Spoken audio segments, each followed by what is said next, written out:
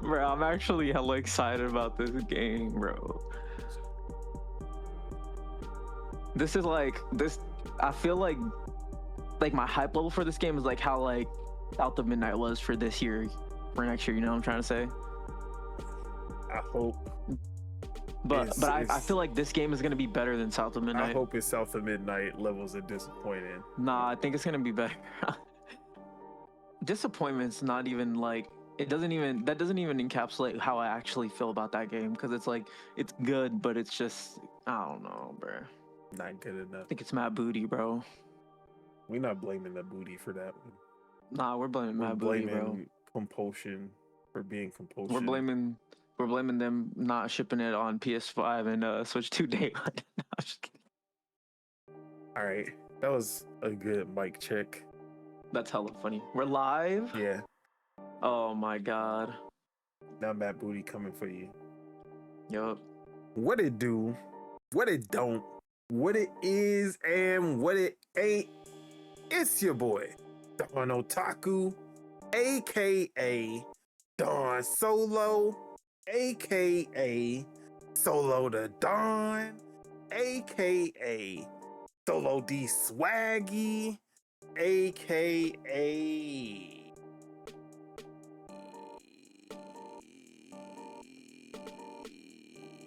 1 gigabit download. Boy, we out here. Finally got that gigabit. That shit hit different, bro. Not gonna lie. They really do. But of course, I'm here with Subeg, aka Subeg, aka the Green Thumb, aka the Gaming Gardener, aka the Avatar, aka what you got for me today? AKA Subeg of the Chicken Foot. Let's go, baby. And this is Dual-Wield Gaming Podcast, episode 62, I believe. I think that's right. I'm pretty sure that's right. Yes. Yes, sir. But yeah, man, what's been going on? What you been up to? Man, I've been chilling. I've been doing the same old shit. I actually should keep this white screen open so y'all can see me. But I'm doing good. I just hit the gym today. Doing the same old. Hit a final before we even started recording. So you know, I'm chilling actually. Did good on it. Got an 80%. Got a couple questions wrong, but it's all good. We take it. As long as I pass, I don't give a fuck. I don't give a fuck, to be honest. But yeah, man, I'm good. I'm excited to play some games, bro. Excited to take a little break. but what about you? Yeah, man, I've been good. We had just had a bunch of shit. Like we just got a bunch of new shit, and that's been cool. Like I just said, we just upgraded our internet.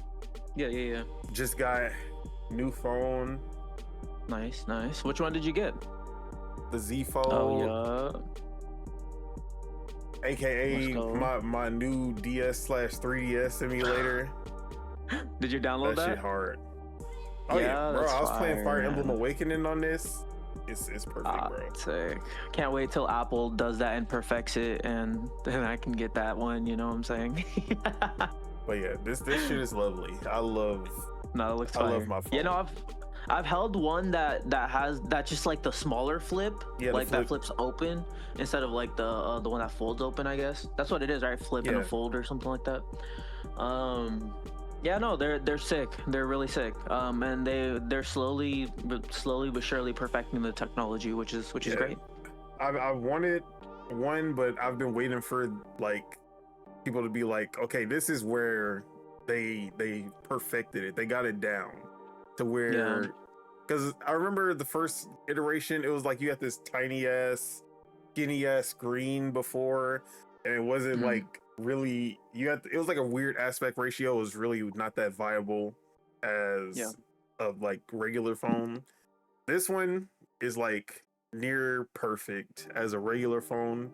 It's not too thick like it was before. It's like actually super thin once you open it up, but it feels like it's barely thicker than my old phone. That's good. Although this case makes it super bulky, but honestly, I'm not tripping too much. But then when you open it up, although the aspect ratio is also not the best because it's like super square, not that many games and apps actually take advantage of it, except for playing DS and 3DS games where you can literally have that full double screen and it works amazingly. So I've been loving that, and I also got this bad boy to go with it, the 8-bit dough mobile. Hell yeah. So does the whole tablet fit in there? Like when you tablet. Fold it out? Wow, that's fire, actually. So I have it like this, and then I can just flip it. And then that's how I've been playing Fire Emblem. And some Nintendogs also, because I love me some Nintendo. Even though I have a DS, I have a Nintendogs and Fire Emblem over here in my bookshelf. But because I can high res it. Like I can sharpen the image quality and everything. I can do 4 times resolution and everything, so it just looks way better than actually playing on the DS or 3DS. Don't let Nintendo hear you. They're gonna be like, is mobile better than our devices? But yeah, this shit is dope. It fits every phone. It's Bluetooth. There's barely it's Bluetooth, so there's some latency compared to having the USB, but my old one would not even fit because you know what you need to do now? You need to play Death Stranding on that. Try it, bro. Don't ever disrespect my phone, bro. You should try it, bro. You would probably love it if it's handheld, bro. But yeah, other than that though, my girl also got her first desktop rig. Like she's been gaming laptops for a while, but they just don't last and they don't cut it when it comes to actual gaming and doing the work that she needs. But yeah, she got a rig, iBuy power with 5060, which is all she really needs. She's not super intensive. She got a 5060, an i7 14th generation, and 32 gigs of DDR5. She better than me because I still got 32 gigs of DDR4. So, but yeah, that was a really good, and there wasn't no bullshit either. No Zotacs in there. It's PNYs, it's Asus, nothing jank in there. I was actually surprised that they didn't try to throw some Zotacs in there. But yeah, it's solid so far. There was some troubleshooting right out the gate because MSI was doing some bullshit with the drivers. Still is doing some bullshit with the drivers. So literally every time she wants to install something, she has to go into the task manager and stop the Windows installer because MSI keeps trying to install something in the background and it's not installing. It's just like stuck forever. Yeah. And it just automatically happens every time she boots it up. So I'm like, bro, right out the gate, we got troubleshoot gaming already here. But yeah, that's PC for you. You ain't gonna get that on a console. So yeah. But yeah, new internet, new phones. Both of us got new phones. She got the Google Pixel Pro 10, the newest one.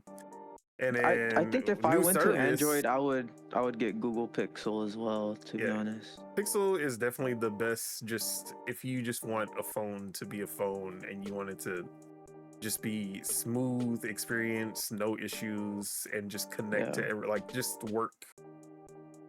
Google Pixel is definitely the iPhone of Android.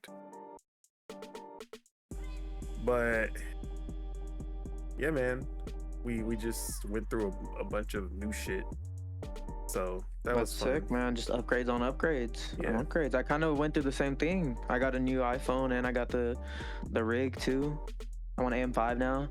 I've noticed like being on like AM5 and the faster RAM, it is like even just like web pages and stuff, like the images inside the web pages like load faster. Yeah. And like if it's something I can interact with, like a 3D thing, then that even loads like super quick. Like there's no like jank. Like I see the actual like motion of what they're trying to animate on the thing instead of it like fucking buffering and like loading and shit as it used to. But yeah, my bad. No, you good. But yeah, that's been exciting. Just been playing around with everything, and then also the new apartment. So it just kind of all happened. That's sick. Hell yeah. It was very expensive though, so I'm very, very much broke. Which is why I've been taking all these extra shifts where I am very, very tired from all these damn extra shifts that I've been taking. But it's all good. It's worth it in the end. Yeah, but for sure. With that, let's go ahead and talk about some gaming, which I will actually start because I just played a couple of new things. And one of those was Oasis, which is a game that we've seen at, I think we first saw it at the ID at Xbox showcase, and we saw it again during the day of the Day of the Devs Direct. And this is a physics-based action RPG with it's like a co-op physics-based action RPG where you have this like sliding system, double jumps, and your sword swings are kind of they're more physical as to like stuff will stop your swing if it's in the way. You have to charge up if you want to do like a full swing through and hit multiple enemies, but if you do just like a slice, it'll like stop. It's really cool. It's a lot of fun. It definitely feels different than any action RPG I've played before. Feels like those physics-based fighters like Gang Beasts and Party Animals, but just like 20%.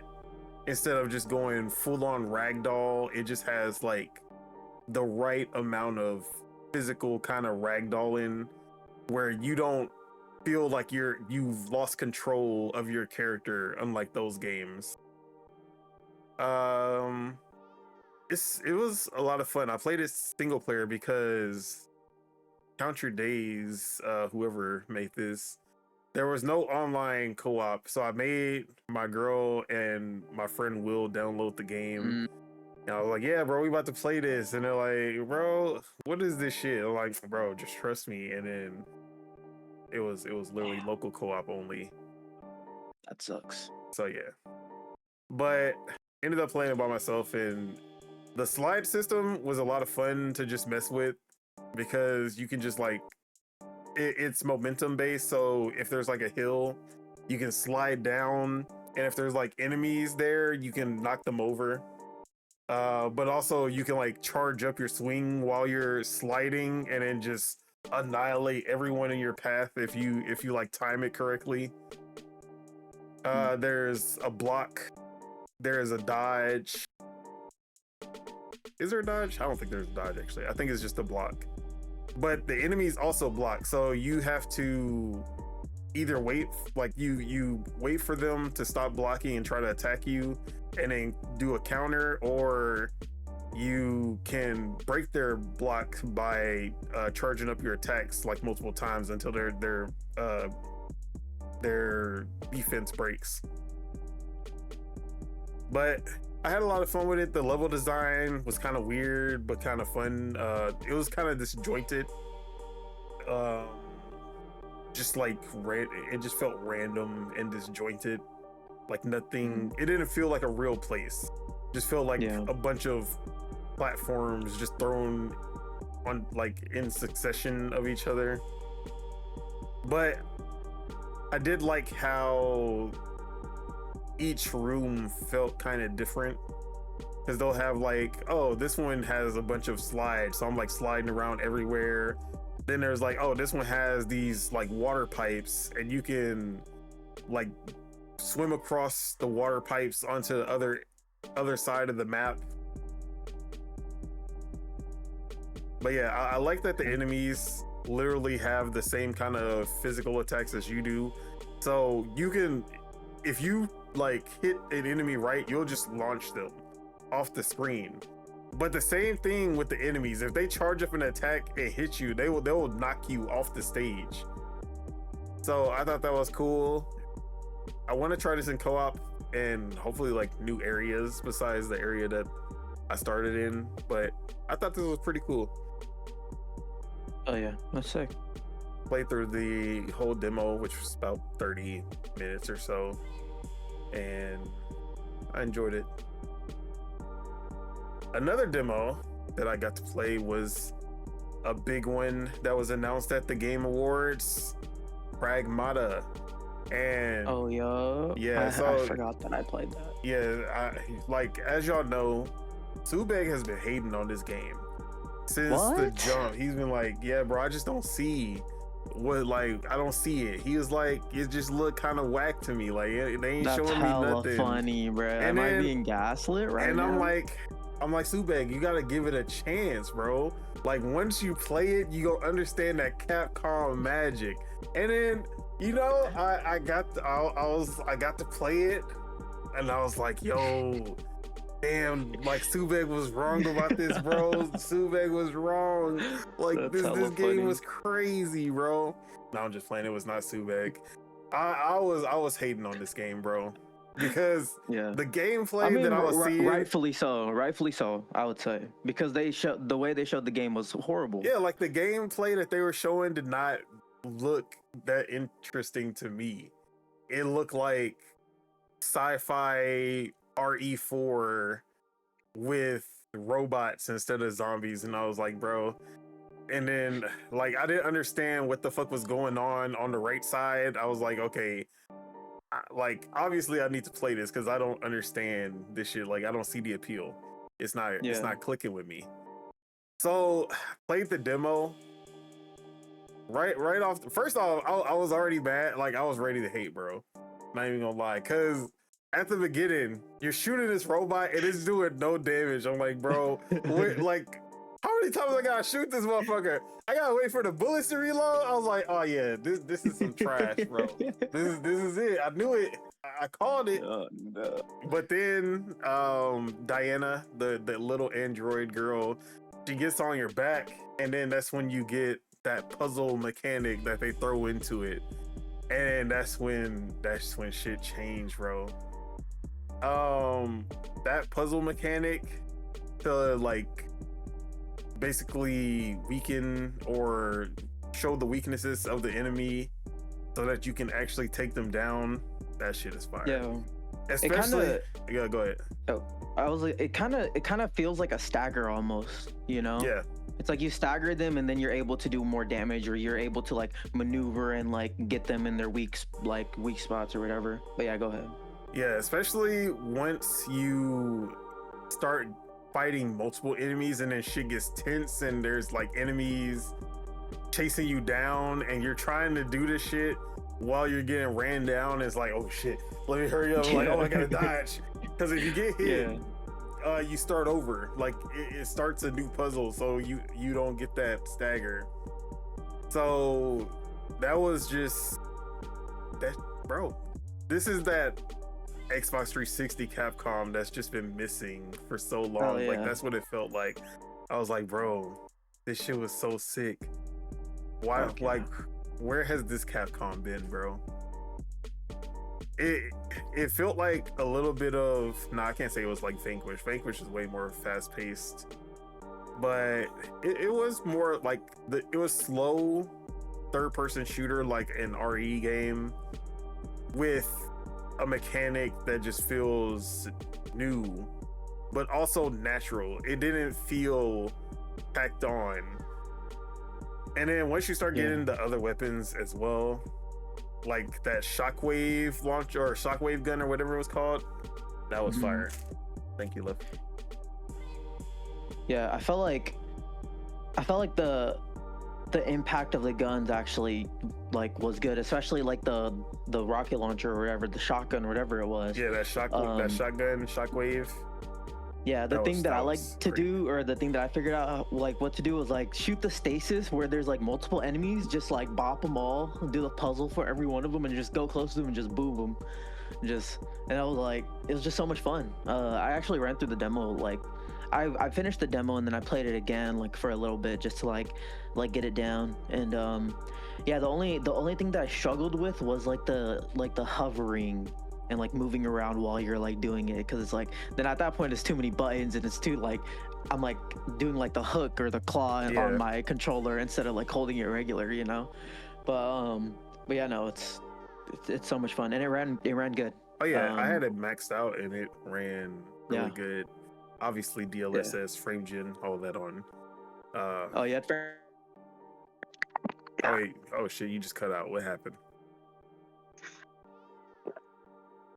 I think your mic switched or something, because I can barely hear you. Okay, hold on one second. Oh wait, now it's back. That sounds normal. I don't know what just happened. Cause what the heck is going on? This man said, I was like, I beg your pardon. No. Is my mic going out on me in real time? I mean, it's good now. I don't know. Okay. Maybe it was like a software glitch. Dude, it's that AMD again. No, I'm just kidding. But I actually figured out what my camera was doing. I didn't have it plugged into a. Yeah, I didn't have it plugged into a USB 3.0 port on my PC. I had it plugged into a USB 2.0 port. Yeah, I had that issue before with my camera as well. I was like, bro, why are you at 720p 30 frames per second when you're a 4K 60? Like, stop playing with me. Yeah. What's it called? I didn't have any frame gen on, and I was running the game at 4K 120. Nice. I was running at 4K 120 with the RT reflections on, with everything maxed. I think it just shows that like RE Engine is made for these like small little corridor like. Yeah. Because when I was going through the settings, I was like, oh yeah, this is RE. I was like, wait, these settings look exactly the same as the Dragon's Dogma 7s. Yeah. I mean, settings. They all generally have the same. I was like, bro, this shit about to run like dog shit. But I'm just gonna try to max it out just to see what happened. But nah, that shit was smooth. Yeah, because it runs more like the Resident Evil games than it does like Dragon's Dogma or Monster Hunter Wilds, you know. So they just need to make a separate RE that is designed for open world games, because they obviously want to make like their. I think this is on their like RE Engine Plus or something or whatever. Because they obviously want to make open world games. Like Monster Hunter is not gonna go back to linear. Shit, Resident Evil might end up going open world one of these days. They stopped it. They stopped doing it for this game, but what's gonna stop them doing it the next game? Hopefully we get a Dragon Evil 5. Yeah, hopefully we get a Dragon's Dogma 3. Ooh, it's sold enough. I don't think that's happening. I mean, it's sold enough. The director's gone, bro. That was his passion project. Okay, turn whatever he did with Dragon's Dogma 2, turn that into Breath of Fire somehow. And guess what? That shit about to be fire. Breath of Fire. Yeah, give that shit a full reboot in the Dragon's Dogma like gameplay style, party system and everything. That shit gonna be fire. But anyways, yeah, man. I like Capcom's open world games outside of Monster Hunter Wilds. So they just need. I like their games. I just don't like how they perform. Yeah, they just need to work with RE Engine to streamline it for these open world experiences. Yeah. Obviously, they are not built for that. No. But Pragmata was dope. That boss battle was a lot of fun. Hell yeah. I like Hugh. I think is his name. I feel like that's probably not his name, but I think his name is Hugh, and then the girl's name is Diane. Okay, yeah. Diana and Hugh. I like both of them so far. Their dynamic is a lot of fun. For sure. And you already can tell, like, they're playing around with the story of, like, her being a robot, but it, like, does she have feelings and shit like that? You know what I'm saying? Yeah. So yeah, I'm sold on Pragmata. Hell yeah. Switch 2? Switch 2? Switch 2, maybe. We'll see. But come on, man. Your Nintendo. Other than those 2 demos, we got back on Vermintide 2, played some more of that. Got to play a new class, which is okay. First off, I played the versus mode in Warhammer Vermintide 2, which I first off, I didn't know that they had a versus mode. Second off, I like when I did find it, I was like, yeah, I'm not playing this shit. But we were waiting on Cindy's game to download, and me and Will were just like, you know what? Let's just play this versus mode while we wait, just to see what it's like, bro. So it's actually really cool because you play as, it's basically the heroes versus the Tide, and you play it like you switch between multiple rounds. So we started off as the Tide, and when you're the Tide, you respawn after dying. So the heroes, they're just gonna 1-shot you, 2-shot you, 3-shot you. Like you're not gonna survive long against the hero. But you play as like the special monsters that pop up during your campaign. So like the Gatling, the Rattling Gunner, the Poison Dude, the Gutter Runner, the little stabby motherfucker. All of those like special monsters that you encounter during the campaign, you get to play as those guys, which is fucking cool because it's like, oh, now I get to be the one who leaps out of nowhere and starts stabbing the motherfucker to death. And that shit was fun until you realize that, like, if the team that we were going up against, they obviously played this shit for real, because when we got demolished, we did not take out a single hero. We were getting bodied every time. Like, I would leap out to try to stab a motherfucker, and then he would just turn around and like swipe my ass, and then it's a wrap. And then I'm like, okay, but like once I become a hero, once we switch to the hero side, shit about to be different, bro. We were so uncoordinated. Everybody was separated. We were getting picked off one by one. Because if you get caught by any of the attacks from the swarm, from the Tide, you literally just keep getting attacked until you die. You can't break out. You can't get up. You just have to wait for your partner to save you. I got hit by the fucking stabby motherfucker. Nobody saved me because two of them was already dead by this point, because we were just not together. We were not coordinating. We were not playing as a team. We got demolished so fast. Like it was nasty. I was actually disgusted how bad we did. So, but the versus mode definitely is cool because it's not something I've seen before. So I thought that was really cool. But then we played through the campaign again, and I got a new class for, I forget what she's called. She's like the battle wizard or some shit like that. But I got a pyromancer class, and that's been a lot of fun. But yeah, Vermintide 2 has been a really fun co-op experience that we've been going through. Oh yeah. That's all I've been playing outside of Fortnite, of course. Always playing Fortnite. Yeah. That's been fun. So yeah, that's all I got. What about yourself? Yeah. So wait, so was that like on the radar and what's it called? what's it called, on the radar and what we've been playing, or is just what you've been that's playing? What we've been playing. Okay, so the only thing that's really new for me this week was well, I started Battlefield. I think I probably talked about that a little bit, but I got it on the PlayStation. I don't know if I said this story on the pod, but it was like I bought it at launch. I played it for like 30 minutes on the on my PC, and then I and then I refunded it because I was like, bro, this shit's gonna be half off in like a month. And then, funny enough, you know, the shit was just half off in a month.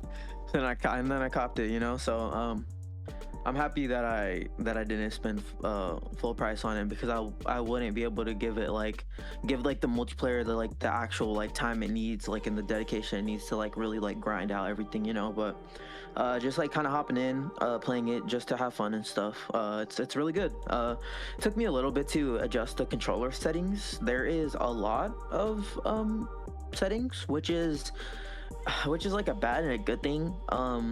I kind of like the Call of Duty approach, which is it's just like literally, well, you can like get more granular in Call of Duty, but in like it's really just like, you're vertical and you're horizontal, right? Yeah. And it's like that's really it. But it's like in this one, it's like literally everything, and like you adjust like the aim response curves and all that. It kind of reminds me of Siege on controller a little bit in that sense, but like how many settings there was. But it took me like, I would say like it took me like an hour, honestly, to even get like comfortable with like the setup that I was trying to get. But I got there eventually, and it felt good. It looks really good, I will say. I'm happy that it like runs really well in the 120 FPS mode, because like it's blowing up on the 4K screen and stuff. And usually when I'm playing like competitive stuff, even on the couch, like I usually like sit up. But yeah, I'm excited to try out the single player. I've heard it's not the greatest, but I give all the single players a chance if I'm playing the game. And this is pretty much the Call of Duty replacement for me this year.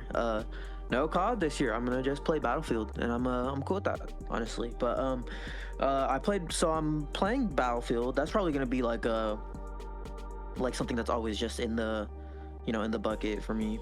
But the other thing, since Sonic Racing Cross Worlds got the Switch 2 update, I was like, I might as well open up my copy of Sonic Racing and try that out.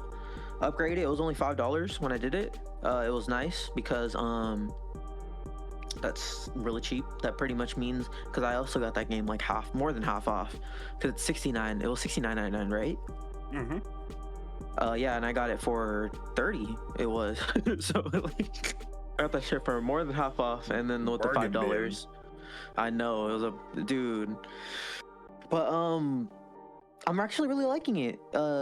It's funny because you know how like my cons with Mario Kart World was like that, like the tracks felt like really short, right? Mm-hmm.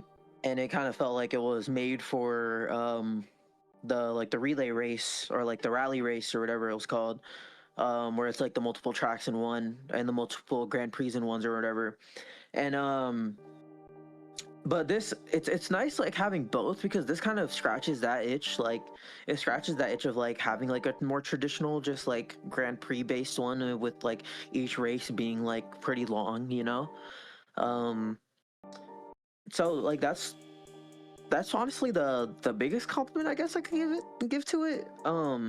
I do think that Mario Kart obviously is better. I think Kirby Air Riders is better. I even think like if Crash Team Racing got like a 60 FPS mode like today on the Switch 2, I would literally like delete that and download that instead, you know what I'm saying? But as like a substitute for now, it's pretty fun. And I've actually figured out the character that I'm gonna main. I'm maining Hatsune Miku in there. And I think I'm just driving like a regular car, so I'm using like the acceleration thing. But I've played like 3 out of like the 8, I think, Grand Prix there are. So yeah, but I will say the CPU in this game is really tough. Like they don't go easy on you at all, even on like the lower difficulties, or even like on medium difficulty. The CPU is really tough. But yeah, did I play anything else? I really didn't, to be honest. Yeah, I think that's it. All right. Well, with that, let's go ahead and get into the on the radar, which I have just one. Oh, speaking of Switch 2 upgrades, Batman Arkham Knight got a Switch 2 update. Oh, and 60 FPS.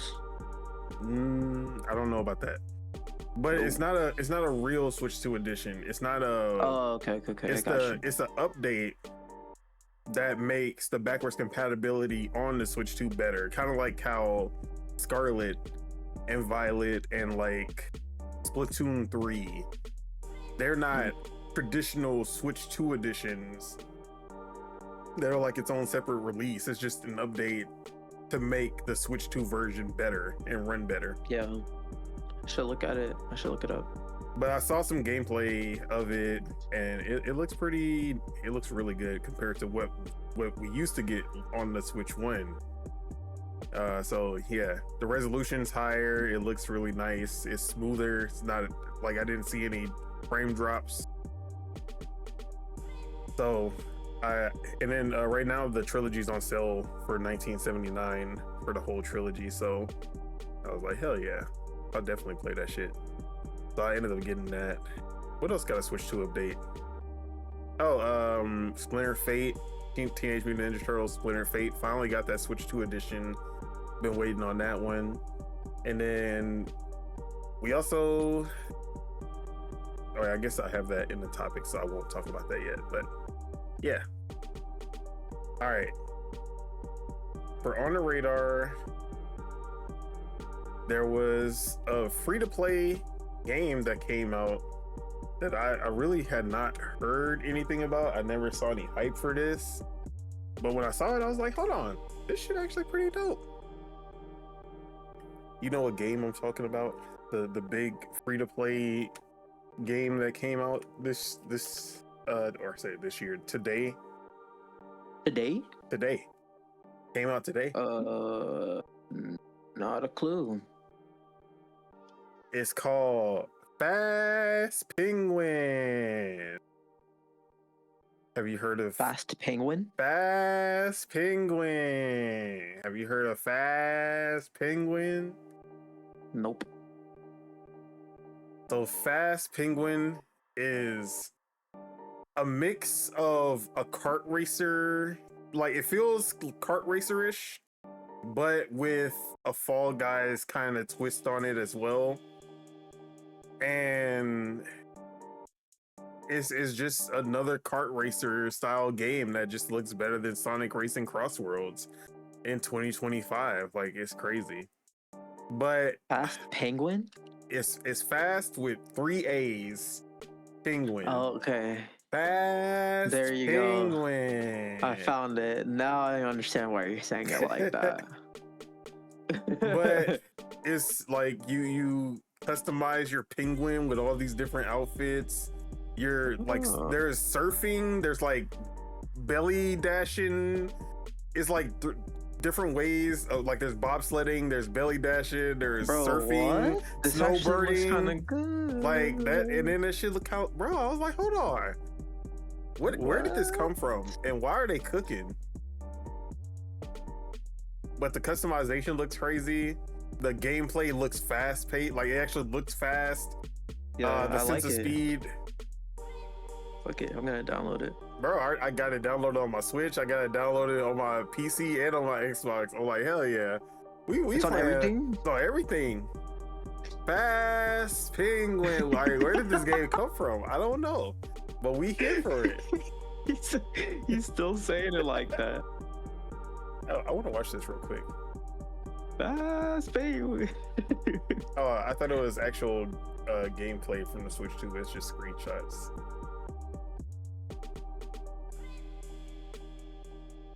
Oh yeah, I also played the demo for Final Fantasy VII Remake on the Switch 2.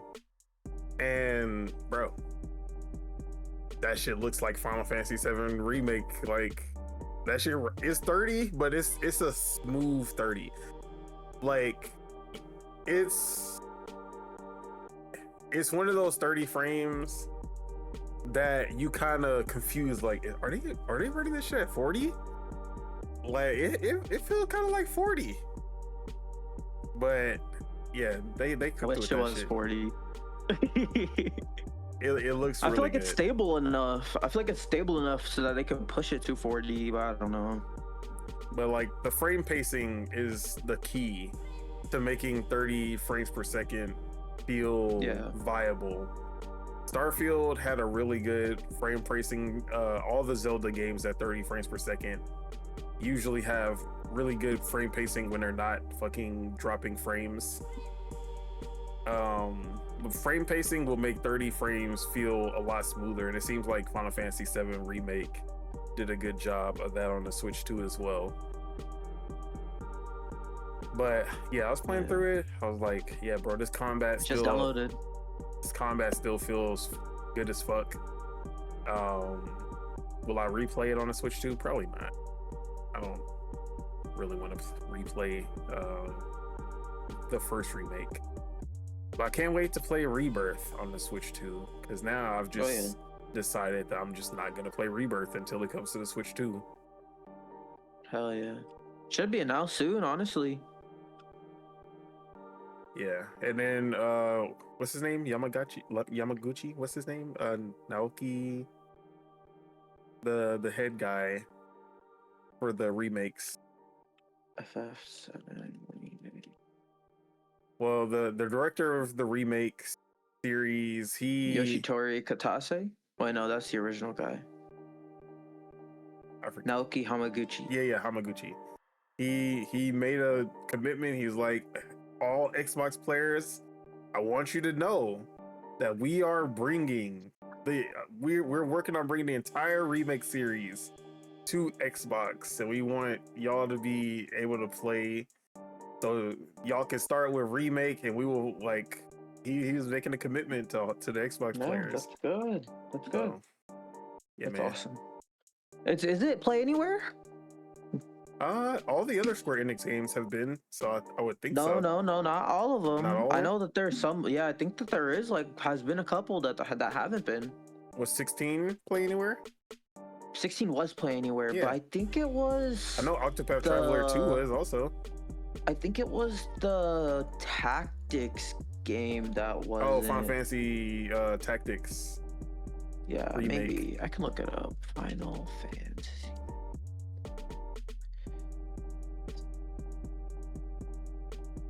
But that's really all I have for On the Radar. I literally saw that like right before we went streaming. So okay.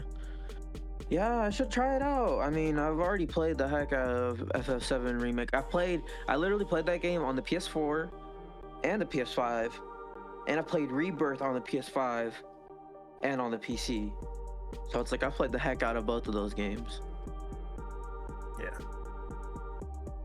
Can't wait to try Rebirth. I feel like you'll really like it, honestly.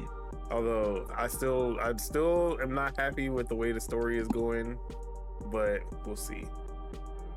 Oh, breaking news. This isn't game related, but Taco Bell's bringing back the quesarito, bro. Oh, I don't care about that. Wake me up when they bring back the beefy crunch. They had the beefy crunch. Yeah, they always bring it back and then they kill it again. They had it literally like 2 weeks ago. Anyways, but what's it called? Yeah, those Rebirth game. I feel like Rebirth is gonna look really good on the Switch too. Actually, I think he said it's been going smoothly and it's like it feels like the engine has been playing well with the Switch 2 so far. Or no, maybe I'm thinking of Capcom said that about the RE engine when they were talking about Pragmata coming to the Switch 2. They said they're like, yeah, RE engine just plays really well with the Switch 2. So that's good. I mean, we did see Monster Hunter Rise as an exclusive on the Switch 1, and that was RE engine. Yeah, and you know what I've actually really noticed? You know what I've noticed? So this is just me. This is just based on me and like what I've like played and stuff, and like with my own eyes. But I've noticed both the Switch and the PlayStation work really well with like proprietary engines, so like their own, obviously, so like Decima for PlayStation and like whatever Nintendo uses for all their games. But for like all the third-party engines that are proprietary also work really good with like both of those, you know what I'm trying to say? Like for Sony, like the RE engine works really good for it, and all that. And it just seems like every other engine except Unreal works really good for those, which is like with the Xbox, like Unreal works really good for the Xbox, like specifically, you know what I'm saying? Where it's like, and it's just good in everything else, where it's like, because like I remember when I played Final Fantasy 16 on the Xbox, like yeah, it ran at a more stable FPS, but it looked worse, you know what I'm saying? Yeah. So it's like there was like a trade-off there, where it's like on the PlayStation, it looks really good, but it runs like a little worse, you know what I'm saying? Really so good, though? no, it did. Well, you're a FF16 hater, so we got to take your opinion on the game with a grain of salt. But the graphically, bro, come on, the game graphically looks really good. It has some Vaseline on it, bro. But bro, like, have you played it on your PC? Nope. You need to play it on your PC with DLSS on and stuff like that, and then judge it based on that. Because I will say on the PS5, on the base PS5, did you play FF16 at launch, or did you play the after they updated it after people were complaining about the Vaseline? So I think the Vaseline thing was on the performance mode and not on the quality mode. Oh yeah, true. It was only on the I was playing, because I remember that. It's funny because both of those Square Enix games were ones that I compromised on for the PS5 too. It was like, oh, I guess I'll just play it in quality mode because it's fucking looks way better than the performance mode. Yeah, Rebirth looked like Vaseline on the performance mode too. Damn. But I will say, FF16 did look good on the quality mode on the PS5. It's just the 30 FPS was, and it wasn't even a consistent 30 FPS if I recall. So, yeah, was it? And I remember being like, for a character action game, this is fucking appalling. And then the funniest thing is, for the Xbox version, it's like the opposite, where it's like the performance mode is the one you want to play on, because that has like the more like stable frame rate, whereas like the quality mode on the Xbox not only like looks worse than the PS5, but it also runs worse than the PS5's quality mode. So it's like, you know, which one do you want to pick, right? But they both have trade-offs, but my point is, like, I just feel like proprietary engines just work better for the consoles, like for all of them, you know? Yeah. Whereas it's like Unreal is just so general. Yep. But with that, let's go ahead and get into our first piece of news. Let's just run through some really quick ones that should not take too long. First off, one of my, like, I want to say at least in the top 3 game of the year, Dispatch. Oh yeah. Has gotten a new platform announced very soon. I was not expecting it to come this soon. I thought PlayStation would at least have like 6 months at the very least of exclusivity, but it's been 3 months and we already have confirmation that the Switch and Switch 2 versions of Dispatch will be releasing January 29th. And it will have a 10% off discount for the introductory price. It'll be $29.99, the same as the PC and PS5 versions. But yeah, I don't think I'll pick it up on the Switch 2 because I don't see myself. I've literally already replayed every single ending of this game. So there's, if I only played it one time, maybe I would have. But nah, I'm okay with my PC version. But yeah, and this is gonna be a Switch 2 edition, so that means that it's gonna be fully featured. Does see, I haven't seen that much gameplay of Dispatch. Does it have like any actual, like, where you're like as the character walking around and shit, or no? Oh, okay, so then I'm fine picking it up on the Switch. Yeah, it's probably gonna run at like 4K or whatever. Yeah, if anything, it'll be better on the touch screen than it would be playing it with just strictly controller, because it is kind of that like the strategy gameplay, you are kind of clicking. Like it works better with the mouse when you're just like clicking on stuff. So I think it's gonna play really well on that touch screen. Yeah. This is or where I'm mouse gonna mode. copy it, I bro. forgot that they also have mouse mode. Like you can literally use it as a mouse if you want to as well. Yeah, this is where I'm gonna copy it, bro. But I'm gonna support Ad Hoc. Yeah, shout out to Ad Hoc. Definitely, this is gonna be a big boon. Would you? They published it, right? Yeah, they they're this self-published. Game. Holy shit! So they're actually indie. They're indie. Wow, that's fire. Wow, it's almost like they should have been the best debut. You know, just like we love you, Claire. All right. But shout out to Ad Hoc, shout out to Dispatch. If you haven't played it, definitely play it. If you have a Switch 2 and that's your preferred platform, definitely pick up Dispatch over there. It was the highlight of this year for me. Speaking of highlights, was this a highlight? It was fun. I enjoyed myself.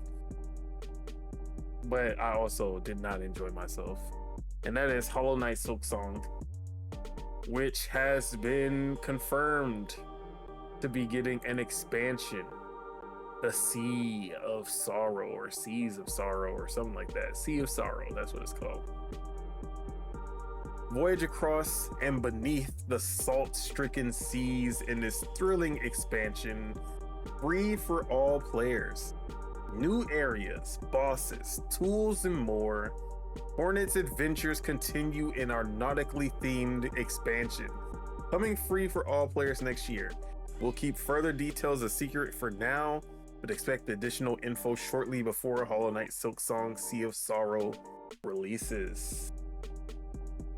And not only that, for the Hollow Knight fans, you are also getting a Switch 2 edition of the original Hollow Knight, and that will include higher frame rate, basically kind of matching what the Switch 2 edition of Hollow Knight Silksong gave you.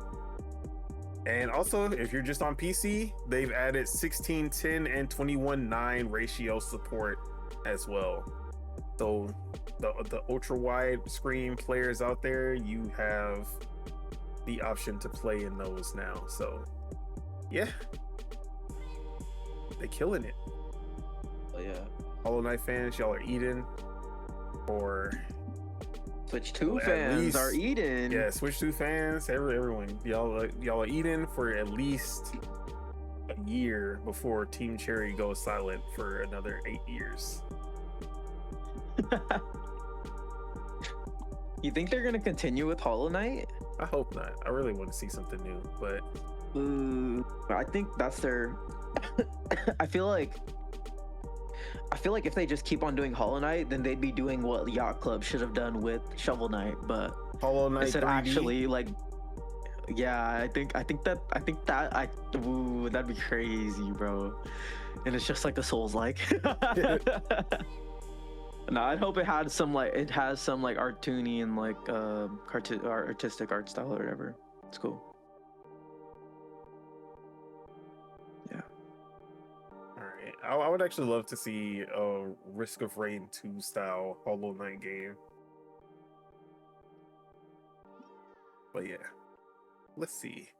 What else do we have? We have developers and studios trying to cater to the Smash JTs and Grums of the world for whatever reason. And I think they believe that this is gonna work, that they found an audience that will not, this audience that they're trying to pander for, they're gonna be the ultimate gamers who are gonna buy Lords of the Fallen 2. Which, in an interview, the CEO was asked about what are some of the cool features that we can expect from Lords of the Fallen 2. You know what this motherfucker said, bro? You know what this fucking jabroni said? He said, it will have attractive female characters in revealing outfits. That was his pitch, bro. That's that was the pitch. That was what he was trying to. He thought that was gonna be. He thought that was gonna be a hit with the people. He thought that was gonna be some shit. He thought he had something there. He was like, "Yeah, bro, we gonna have some bitches." You got bitches. He thought he cooked with that one. Yeah, he thought he was cooking, bro. He was like, yeah. He lobbed a nade and instead he just lobbed a turd. You know, one of the key fucking criticisms about the first Lords of the Fallen was that the gameplay was just not up to snuff. He's like, yeah, fuck that gameplay. We got some bitches with it revealing outfits. How about that? Yeah, how about that? Bro, the saddest part is that Lords of the Fallen 2 actually looks cool. Like, that trailer that they showed at the Game Awards actually looked pretty dope. So, like, them stooping to this type of bullshit, pandering, is just not a good look. Like, come on, bro. Do better. And we saw, like, before they announced Lords of the Fallen 2, they were already jumping into that kind of grifting, like they were trying to jump on the grifting train and be on the side of the grifters and be like, yeah, we're gonna make games that are like, it's gonna not be, I forgot what they said. It was some stupid shit like, not woke. Yeah, it was literally like, we're gonna be anti-woke, anti-DEI with our games and all this. Anti-slop. Yeah, I was like, bro. So yeah, side games, y'all are better than this. Like, Lords of the Fallen wasn't the best Souls-like. It wasn't the worst. It had some really good qualities, y'all, and they've improved it so much since the beginning. Mm-hmm. Oh yeah, they've updated it and added real co-op, added like new mechanics that balanced out the game better. Mm-hmm. New everything. They've basically changed the entire game since the start. So yeah, they're pretty much they're a good brand new studio. game. Like, they're a good studio. They're just ran by idiots apparently. So hopefully, I mean, yeah, like you can have attractive people in your games, just like look, but that shouldn't be like a bragging point, I guess. Bro, when someone interviews you about the game, like, no matter what, I've never heard the fucking Bayonetta directors talking about, yeah, bro, Bayonetta gonna be sexy in this game. Like, you don't need to talk. Like, my nigga was talking about gameplay. He was talking about the fucking story and technical achievements and shit. This motherfucker was not talking about how sexy Bayonetta is gonna be. When they made even the first Descendant, which is literally just fucking porn bait at this point. Like, they still only talk. They never talk about it specifically. It's there, but when they get an interview, they talking about the gameplay, they talking about mechanics, they talking about new features and shit.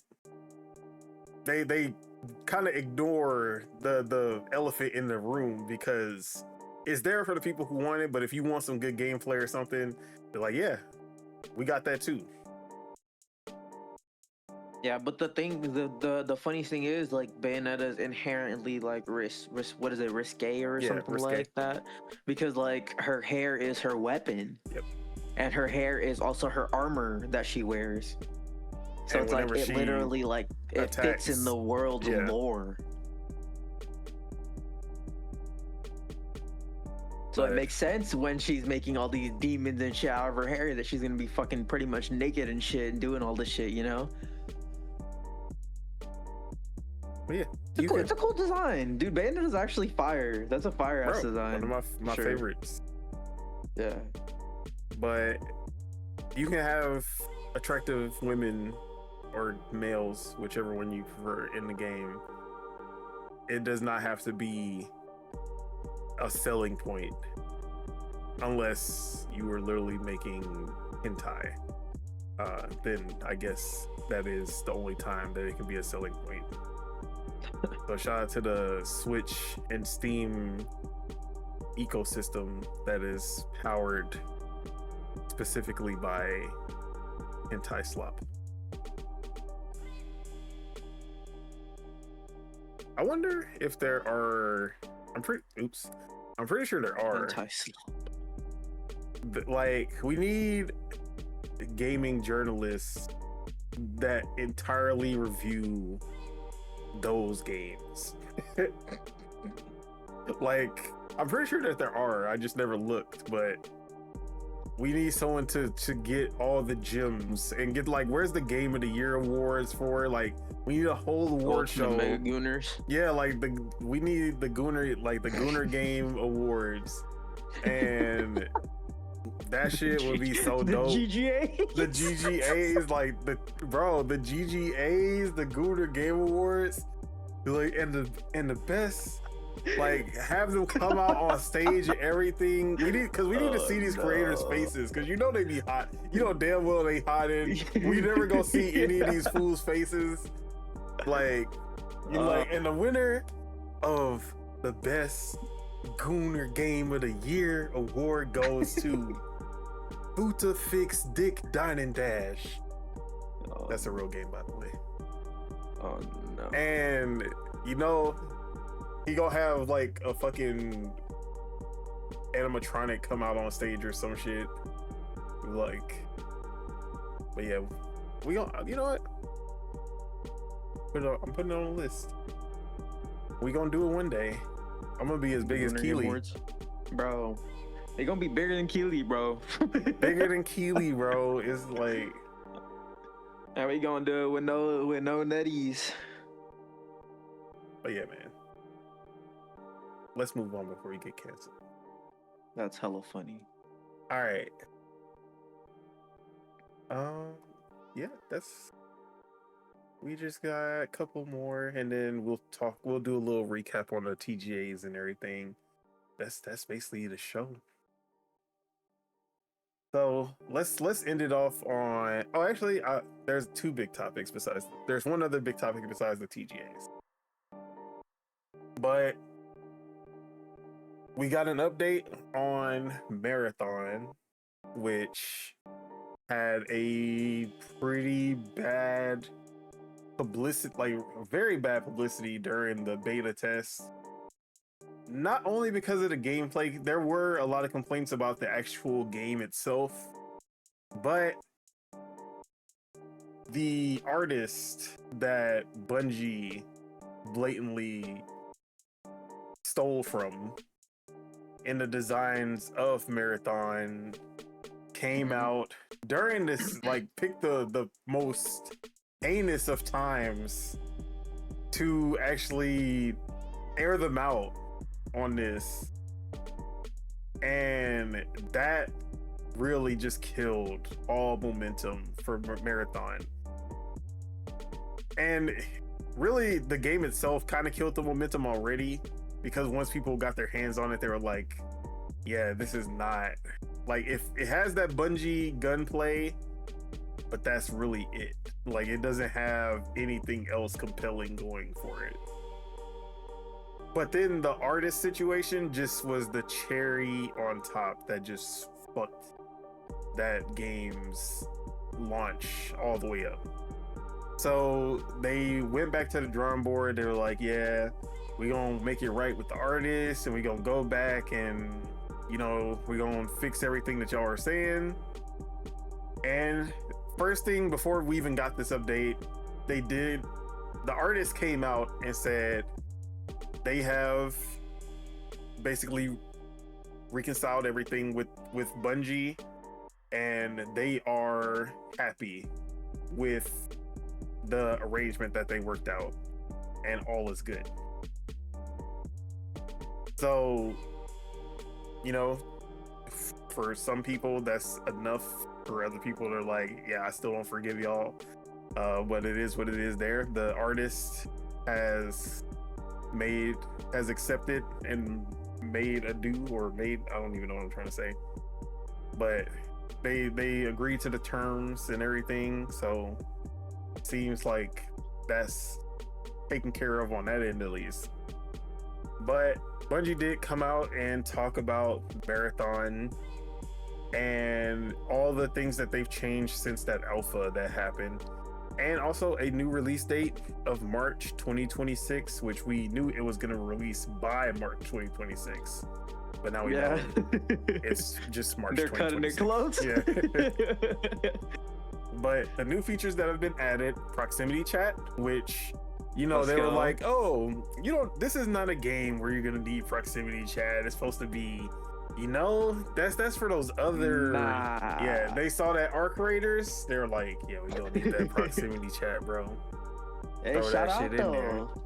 Shout out to competition. So proximity chat, that's a big one. Solo queue, also a big one. Like, it's crazy that you weren't able to solo queue at all. The fuck? Okay. So yeah, solo queue, that's great. Improved visual fidelity, which looking at the screenshots, I can definitely see an improvement. It definitely has, like, I did like the kind of mirror's edge kind of flatness, but I do like that the lighting is a lot better. Yeah, I will say it looks a lot more like they're like CG renders of the gameplay that they used to show off. It looks more like that now for sure. Like, it doesn't look like it has like this like weird like grainy like almost like washed out filter on it anymore, like how it kind of did. It was weird. It looked kind of weird before, but I liked how it looked now. Yeah, I liked it, but I understand what people didn't like about it. About it now? No, back then. Oh, back then. Gotcha. But let's see. Wait, did you are you looking at the Vidoc thing on YouTube? I mean, I skimmed through it, but I'm just going off of the tweet link. Can you I'm gonna post it. Do you want to check the likes and dislikes? Oh yeah, I can do it on my phone. Posted it in the podcast notes.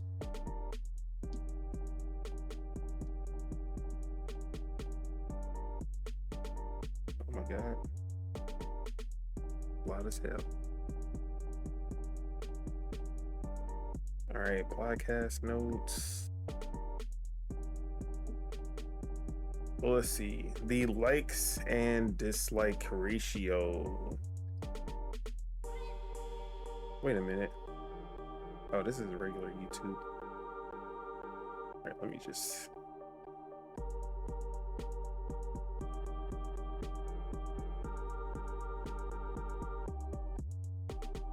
One second.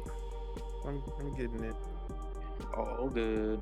I'm kind of looking through the thing now too. It looks good, you know, but I did see like the biggest thing, especially on the street, aka Twitter, people complaining about was like there's like a character that like turns invisible, and then there's a character that kind of counteracts the character that turns invisible or something, and it's like everyone was saying like these two are literally gonna be the only two characters that anyone's gonna use in the game. So I don't know what they're thinking with that, especially making a character that's invisible. It's fucking, I don't know. I mean, we have invisible characters all the time, but like as long as it's invisible, like you can see the outline of them, it's fine. Like Halo active camo has been around forever now. Yeah, for sure. And people have trained their eye to be able to see stuff like that. It's not a thing that like you can like run and stuff with though. Like if you have active camo in Halo, you have to be like either slow walking or like crouched to be like fully like whatever it's called. Yeah, like even Fortnite now, they've added an ability that turns you invisible. You can't sprint, but you can regular run at least. All right, the like to dislike ratio, 19,000 yes, likes, 4.5 thousand dislikes. So it's that's not bad. Positive. That's a good ratio. No, what is that? 19 to 4.5. Oh yeah, 19 to 4.5. It'll be like, it's like, let me see, 3/4, or wait, like 75% basically.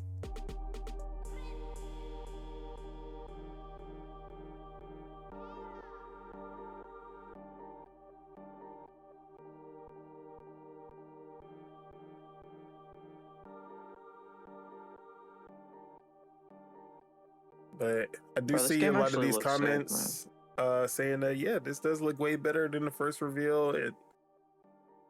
A lot more positive chatter in the chat for sure. 4-1. That's the ratio. So for every 4% that liked it, 1% disliked it, which is good. That's actually a good ratio. It's not bad.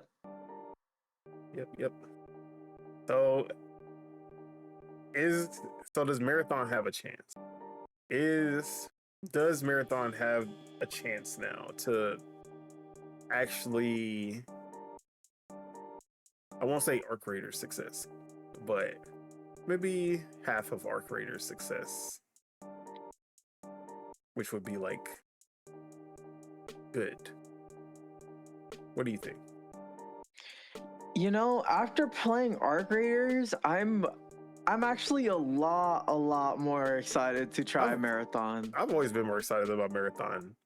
Like now I'm like, fuck, dude, because it's cool to be in the world of Arc Raiders and it's cool to explore and stuff, but like, you know, the combat is just kind of like, it's just adequate, you know? It's not that special, I will say. Like it doesn't feel all that great. It just kind of feels kind of like generic combat, I guess. You know, it just kind of feels like generic third-person shooter. Like the thing that makes it special is like the proximity chat and like the moments that you make in that, you know. But it's like the thing that makes Bungie games special is like the fucking how the game feels to play, you know. So it's like if they can make the game like feel hella cool to play, and they can make the game like have those like emergent moments that proximity chat can bring, like I feel like that's my game. I would play that over Arc Raiders, because I already don't play Arc Raiders. I've dropped it for Battlefield. I also want to try that new PUBG extraction shooter, Black Budget or something like that. Oh, okay. I've never heard of that actually. Yeah, they announced the extraction shooter, and there was a playtest going also. I didn't get an invite though. I was pissed off. Yeah, I haven't gotten an invite to any of the Marathon playtests. I don't think Bungie likes me, bro. Welcome. Fuck 'em. But yeah, I'm still excited to test out Marathon. It's gonna be $40. They also priced it. So same price as Arc Raiders, same price as all of the PlayStation multiplayer games. So yeah, I think they will have a moderately successful launch. Will they like break records in 2026 and have people like, yo, look at these player counts, it's crazy? I don't think so. No. Now it'll be the lasting effect that will kind of be, because honestly we don't even know if Arc Raiders will last, or like we don't know if Arc Raiders will actually last throughout 2026. Yeah. Although there is one game that everyone doubted, and everyone was like, yeah, this is gonna be a come and go, and it's gone forever. And it's been outlasting a lot of these live service games, even though it's not an actual live service game according to the directors and community managers and everyone else, even though it's definitely a live service game. But that is Power World. Power World out here still hitting 100,000 concurrent players somehow. Every time they drop a new expansion, every time they drop a new update, they're hitting like 100,000 concurrent players. Well, that game's still in early access. It hasn't even launched yet. Yeah. But 1.0. I feel like if you launch your early access, you are automatically a live service game. That is the epitome of live service. Oh yeah, I actually agree. Like, no, we're a one and done. No, you are not, sir. First off, any game with 32 player servers is not a one and done. You're not winning and dunning any game where you can play with 32 players. Yeah. But I digress. Shout out to Power World though. I really like that new update. Actually looks really fucking good. They did this collab with Ultra Kill that looks like the gunplay. The gunplay now looks so much better than what it was before. It actually looks like a fire third-person shooter that they just threw into the Power World world. Battlefield. But yeah. But it's looking like Marathon is on the up and up. It's looking pretty good for Marathon, but yeah, it's not looking too good for Call of Duty all of a sudden, because Black Ops 7 is only the number 7 best-selling game of the year, one of the lowest ranked for Call of Duty ever. The Call of Duty franchise experienced a double-digit percentage full game dollar sales decline when compared to November of last year. Now, I was actually on the train like, yeah, Battlefield, it's number one because right now Call of Duty barely had any sales numbers to go off of. But once we get those Call of Duty sales, especially Black Friday, Call of Duty's gonna be the number one game of the year. Which actually I didn't see where these numbers actually stop. It stops at like November 20 something. Okay, that's far enough. So it takes into account like pretty much the whole month of November. Yeah. Like except for like a few days. Okay, so that's definitely enough time where Call of Duty should have had their holiday spike and everything. No, I think they still will land a little higher, but I don't know if they'll. I don't know. We'll see. But yeah, this is definitely a big change, especially compared to last year. Even Vanguard, which was highly regarded as like a dog shit Call of Duty by players and non-players, and that still ended up being number one. Even Modern Warfare 3, that was also notoriously like half-assed for Call of Duty, that was still the number one game of the year. Black Ops 6, which was actually praised for being... Yeah, which was actually good. Yeah, that one was really good. That one was number one and supposedly the biggest Call of Duty launch ever, but we see that doesn't really matter too much after all the layoffs and all the shit that they were doing. But I was really like, yeah, I hear a lot of talking online about how bad this Call of Duty is, but it did feel like it was just the non-Call of Duty players who were just looking for a reason to talk shit about Call of Duty. Like the people who weren't gonna pick up Call of Duty anyway, and they're just like, we finally got something like a good shooter that isn't called like something that can actually compete. And I felt like they were just capping, and it was just like, y'all weren't gonna pick up the Call of Duty anyway, y'all just capping for Battlefield, capping for Arc Raiders. But no, it does seem that this has been a very heavy decline, and which is crazy because Black Ops is usually one of the bigger sellers. I mean, honestly, it might as well just be Black Ops and Modern Warfare at this point. Anything that is not named Black Ops or Modern Warfare might as well get tossed to the birds. But yeah, this was surprising for me.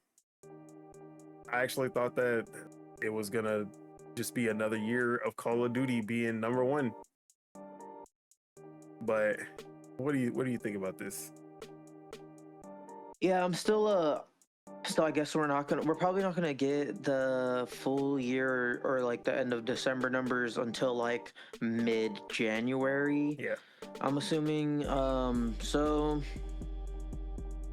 I'll still wait for a judgment. It still could get number one. Yeah. There's obviously still a chance that it gets it for sure. And there's still Christmas sales, like we know. Yeah, and we know Call of Duty will be like fucking $40 or $30 by then, and then like everyone will buy it and shit. But I don't know though, because there's already hella shit to play, you know? Like maybe it's just Call of Duty's now just engulfed in the problem that just every other developer is now having, which is just there's just so much shit to play. There's not enough people playing these fucking games, so it's just like you're in, for the month or the week or whatever, and you're out. It might just be that, because that's how it is kind of for like all the rest of these developers. Some people don't even get a week. Some people only get like 2 days. like I see my timeline pop off for Constance when that game came out for like 2 days, and like now it's already, they forgot, and now they're like retweeting like the Jeff Keighley or the Game Award tweets where they're saying like, oh yeah, it costs 1 million to go to the Game Awards, and they're like, yeah, we don't have 1 million, but here's our trailer. But I love those tweets because I always be seeing them and be supporting the ones that I see. But, you know, a game I keep seeing that everyone likes, and like everyone's like, yeah, bro, this game looks so fucking good. But every time I see it, I'm like, bro, I do not like this game. Looks fucking horrible. I mean, maybe not horrible. It just does not look that great as to like how people are hyping up. And it's that game called Spine, the gun fu game with it's like a female protagonist, and she has like this mechanized spinal cord, and she can do all this like John Wick style shit, but it doesn't look good to me.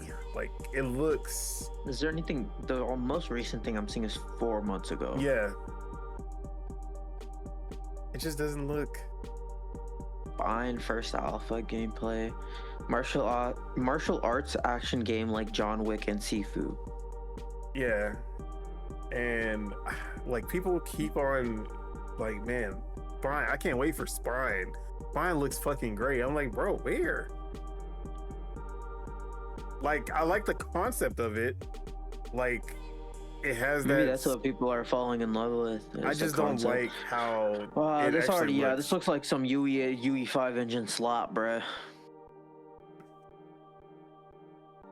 Like, you get the Arkham style combat with guns, and you're flipping, and has kill animations like John Wick, but like,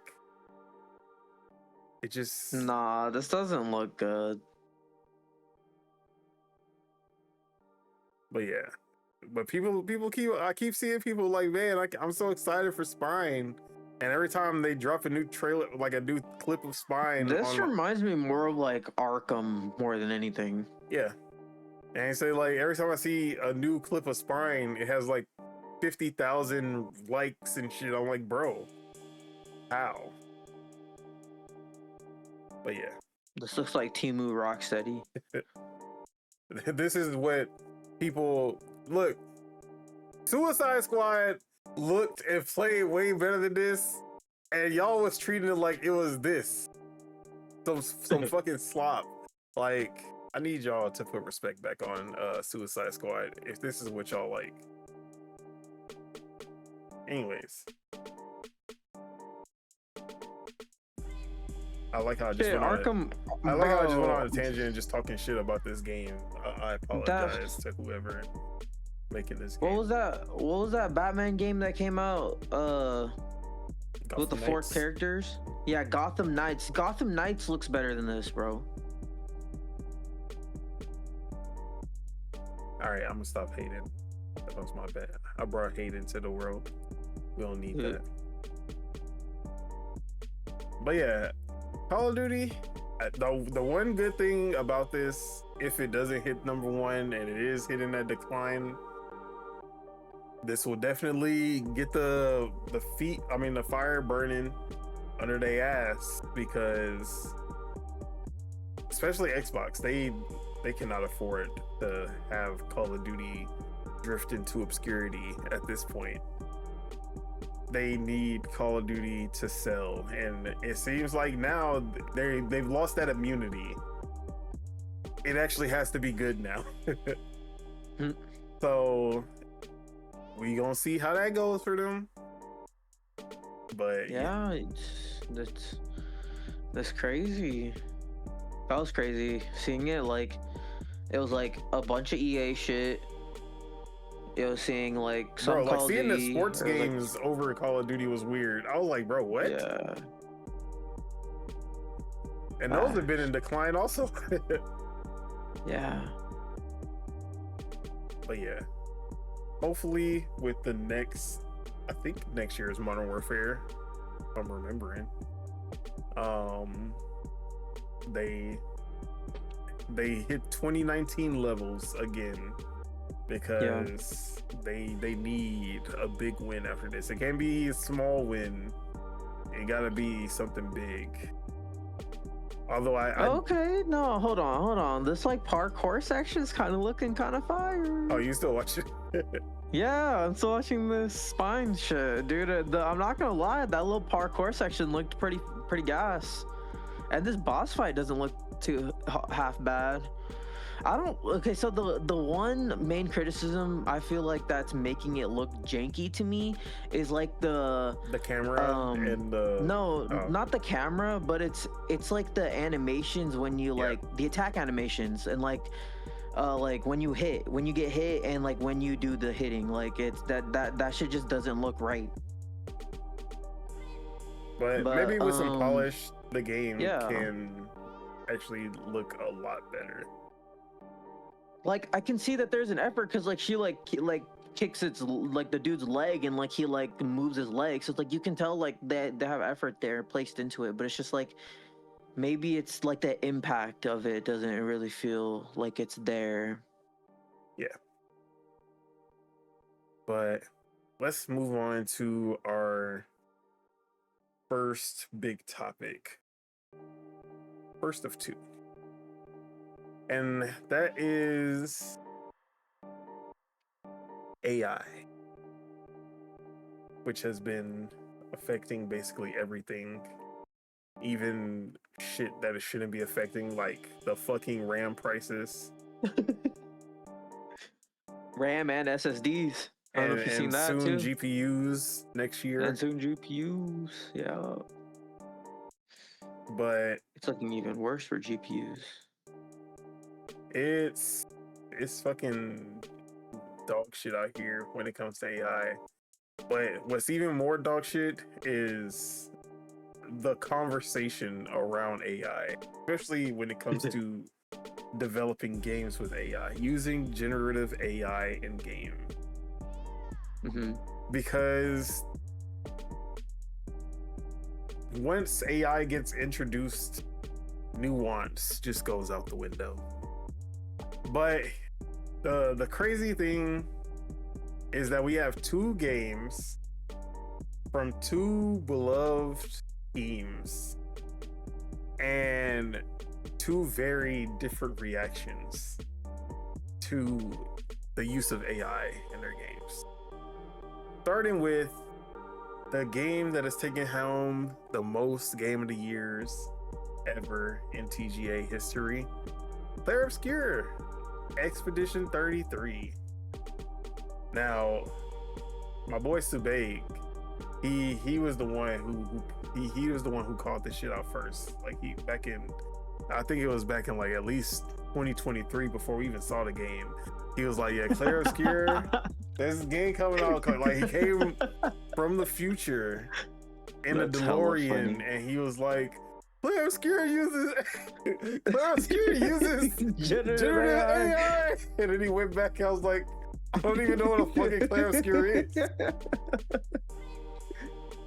But my man, who the fuck are you? Wait, I haven't meet you yet. Nah, I think you met me at the end of 23. Yeah. Maybe at whenever you started the thing. I started. I think it was when you showed up on. I started XB2. in January of 2024. So yeah. It was when you showed up on like an XB2, bro. I remember. Remember? Yeah. Or am I tripping? Yeah, I did show up on XB2 a couple of times before, and I started up on Boo's podcast before I started my own. Yeah, that's cool, man. What's it called? Expedition 33. But yeah, Subeg, he was one of the first ones I seen who mentioned it, and then next thing you know, we got Gene Park actually out here talking about it, and then everybody started to actually like, oh, hold on, what? Even though there was Reddit posts, there was a bunch of other stuff happening, but it always got buried. Every single time it would pop up that Player Obscure was using Gen AI. Media silent. fucking when it pops up on Reddit, gets downvoted to oblivion. It doesn't get any recognition. Like nobody, like everyone ignores it. Yeah, but dude. Even if you go to the comments, so just to add some context, this all started with Larian, CEO, just being excited about his new game, Divinity. And he was like, let me see. I need to see the original tweet. Because he was just like, yeah, bro, man, we cooking. You know what I mean? We gonna do everything we did with the other games. It's just gonna be bigger and better. And he was like, yeah, and like we've been using Gen AI just to like test some concepts, but everything else is just like but the full game is just gonna be all human. Everything's made by humans. And they fuck, bro. I thought that Larian had immunity as much as fucking Sandfall, but no. Yeah, I thought they had that bear sex immunity, bro. I thought that after Baldur's Gate 3, people were just going to be like, "Oh, okay, we can sweep that under the rug." No, they went after this man. They went after the bro. Let me read the exact comment because you hear the comment. And then you see the shit that people are saying about the situation is like completely different. Yeah, man. Let me see. So he said, let me see, pointing out. Where is it at? Here you go. Under Vink, Larian has been pushing hard on generative AI, which that is Bloomberg's words, not Vink's words, by the way. Although the CEO says the technology hasn't led to big gains in efficiency. He says there won't be any AI generated content in Divinity. Everything is human actors. We're writing everything ourselves, but the creators often use AI tools to explore ideas, flesh out PowerPoint presentations, develop concept art, and write placeholder text. The use of generative AI has led to some pushback at Larian, but I think at this point, everyone at the company is more or less okay with the way we're using it. All right. Now, then you after this Bloomberg article, we see that everyone's just attacking them for you like, oh, now I was excited about Divinity, but now I'm not. Oh, Larian's making AI slop now. Bro, we're talking about Larian. Like, that is fucking crazy to me. That concept art, placeholder tech, PowerPoint presentations is enough for people to be like, yeah, that other 99.9% of work that y'all put into this game, all of that is debunked because you use AI for some bullshit. And the article itself, because I actually didn't read that line in like the first time I read it. Jason Schreier, which we know to be a prime time instigator when it comes down to it, we know Jason Schreier loves to have a story that's gonna be controversial. So him saying they're going hard on AI, and then you hear the actual quote of what they're using AI on, and it's like bullshit. Like, come on, Jason, we know what the fuck you was doing. But it literally, Vink had to come out. Swin Vink came out on Twitter. He was like, bro, what are you guys like, what the fuck is going on? He said, holy fuck, guys, we're not pushing hard for or replacing concept artists with AI. We have a team of 72 artists, of which 23 are concept artists, and we are hiring more. The art they create is original, and I'm very proud of what they do. I was asked explicitly about concept art and use of Gen AI. I answered that we use it to explore things. I didn't say we use it to develop concept art. The artists do that. and they are indeed world-class artists. We use AI tools to explore references, just like we use Google and art books. At the very early ideation stages, we use it as a rough outline for composition, which we replace with original concept art. There is no comparison. I talked about how we use ML here if you would like to know more. We've hired creatives for their talent, not for the ability to do what a machine suggests, but they can they can experiment with these tools to make their lives easier. But you even go to the comments here. Yeah. I like to say just don't use LLMs and Gen AI, period. There isn't a single ethical model on the commercial market anyone can use without liability so long as probability models are in use. You're going to end up introducing a lot of quality control problems and more expense. If you are using AI to generate ideas to explore, that is using AI in your game. This is motherfucker, stop using, what the fuck is this word? Duplicitous? Duplicitous? This is duplicitous spin to say otherwise. The entire history of creative industry happened just fine without using AI. There is no need to shoot your game in the foot by using it now. All and any use of generative AI for artistic adventures is repulsive to consumers and bad for artists and creatives. Any company that embraces Gen AI practices loses my support immediately. Mention the word, like, bro. What, like, bro, we're cooked, bro. It doesn't matter. It doesn't matter. We're cooked. Is what that means, bro. Is what that means. I don't get it. Like, I do understand. Like, AI has the potential to be catastrophic for a lot of industries, especially the gaming industry. And the world, too. And the world itself. But there has to be nuance at some point. Come on. Like, AI is not a new thing. That's the worst part about it. AI has been around forever. The uses of AI now is different. Like, that's the only thing that's changed, is that the way we're using AI is changing. But AI is not inherently bad, and I've said this so many times before. Yeah. It is a tool, and just like he said, the way that they use the references is no different than going on Google and finding art books. Like, all he's doing is making it easier for them.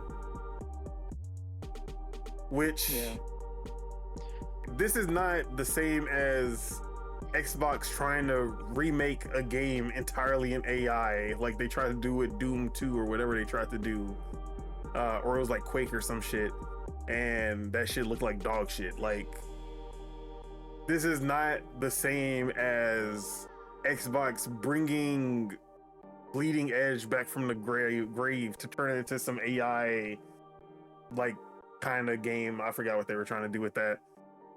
Yeah, this is literally tools to use as references in the earliest stages of development, and none of these arts or whatever the fuck will ever end up in the full game.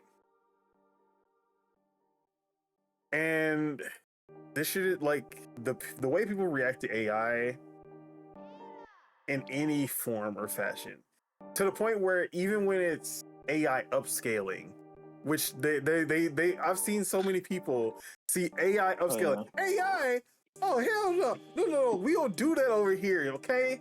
None of that shit is in that's the one I laugh at, bro, too. They're like, there's no nuance, there's no intelligence being thrown into any of these conversations. It's just witch hunt. Every single, like, it's straight to witch hunt as soon as two letters pop up into the conversation. Motherfuckers could be talking about basketball and hear AI, and it's a wrap for that conversation. Like, AI, nah. We killing AI. Like, what did he do? Like, what did AI do to you? My fans is over here just getting his hair braided. Like, let him live. That's hella funny. Yeah. I do think that it is more nuanced for sure, and I also think it's. I feel like it's just a way deeper conversation, like, and it's like, and it is going deeper. Like literally, the more I research into it, the more I'm finding out.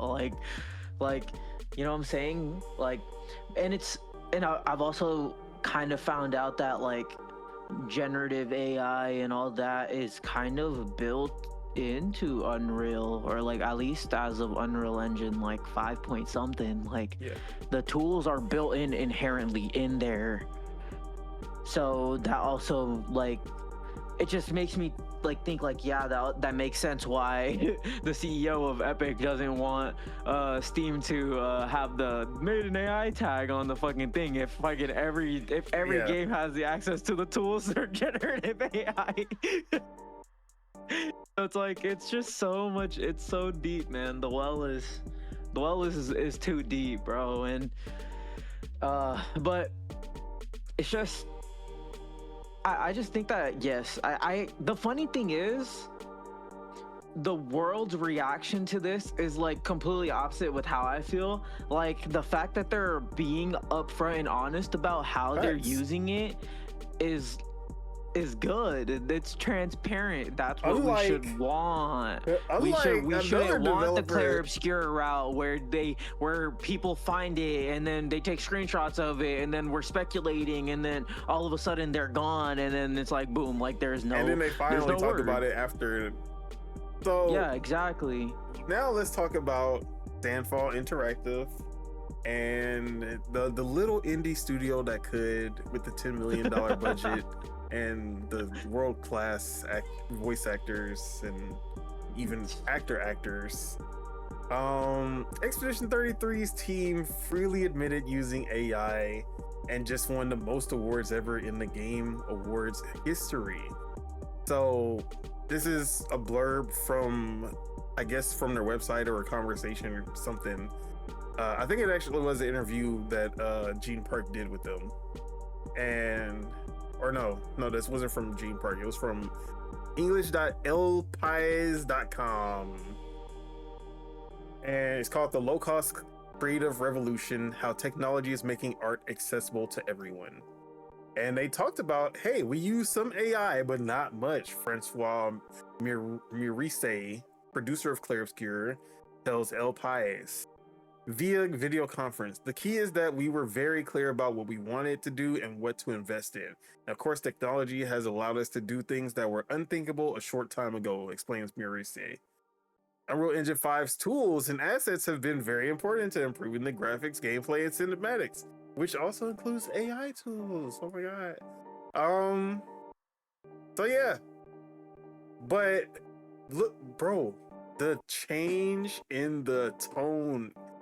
Look, there was some dude who was like, so there was people who were like, isn't it just bonanza, bro? Dude was like, we can't talk shit about Donkey Kong. That's what I love about this, bro. That's what I love. Bro, he said, isn't this generative AI just procedural generation?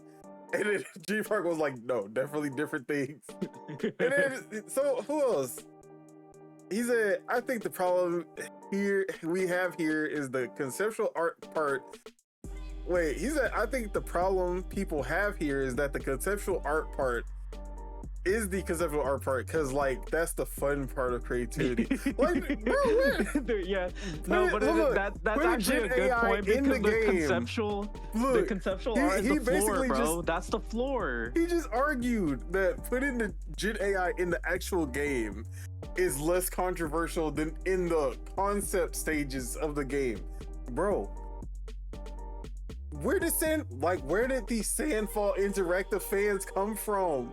That they see it in full. Like, Gene Park is here to show you. Like, we know Gene Park. This is my guy. Sure. And he's telling y'all, look at this. There's AI in this game. And they are defending him. Somebody just said, I believe Capcom uses AI in some capacity. I just can't prove it. Where did Capcom even come from? bro. Yeah, dude, so many people are getting like sly shots now. Like I've seen people say like the Warhorse devs are quiet now because like apparently they use like AI and they're like, I was reading in on that, like they apparently used AI voices for like other languages other than like the native language that they speak and like English.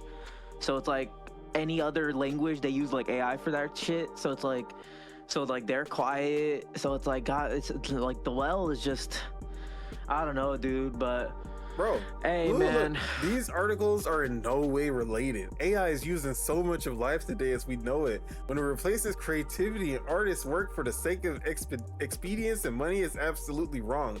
But normally it's used as an aid to developers who understand how to utilize it. Bro, that I see nobody post that under Larian's. Another guy, they probably use Claude Code. Shout out to Claude. That's actually a really good AI. Claude is good, but it's the free version of it only gives you like 10 questions you can give it. Claude Code or some shit, and I'm looking forward to people losing their minds when they just hear AI. Like, bro, there's been 2. I've seen like out of the 10 that I just scrolled past, there was only 2 who were actually like, I'm disappointed by this news. And one person said, give all the awards they won to Kojima, which he wasn't even second. Let's not talk about it. Kojima wasn't even second. Give Kojima like best art direction or something, or best game direction. Like, bruh, I feel like Kojima might never show up at a Game Awards, bro. Hey man, more time for Miyamoto. That's all I gotta say. Bro, Miyamoto is not even there. Damn, what's that fucking meme? It was like, friendship with Kojima has ended. Miyamoto is my new friend, my new best friend now, or whatever the fuck that shit. Nah, but I think I definitely think like a different game deserves difference. Like for indie game, obviously that doesn't. Best art direction, I don't think. We're gonna talk about that because we gotta get into the TGA recap. But that's just for the game though. But the TGA overall was good, you know.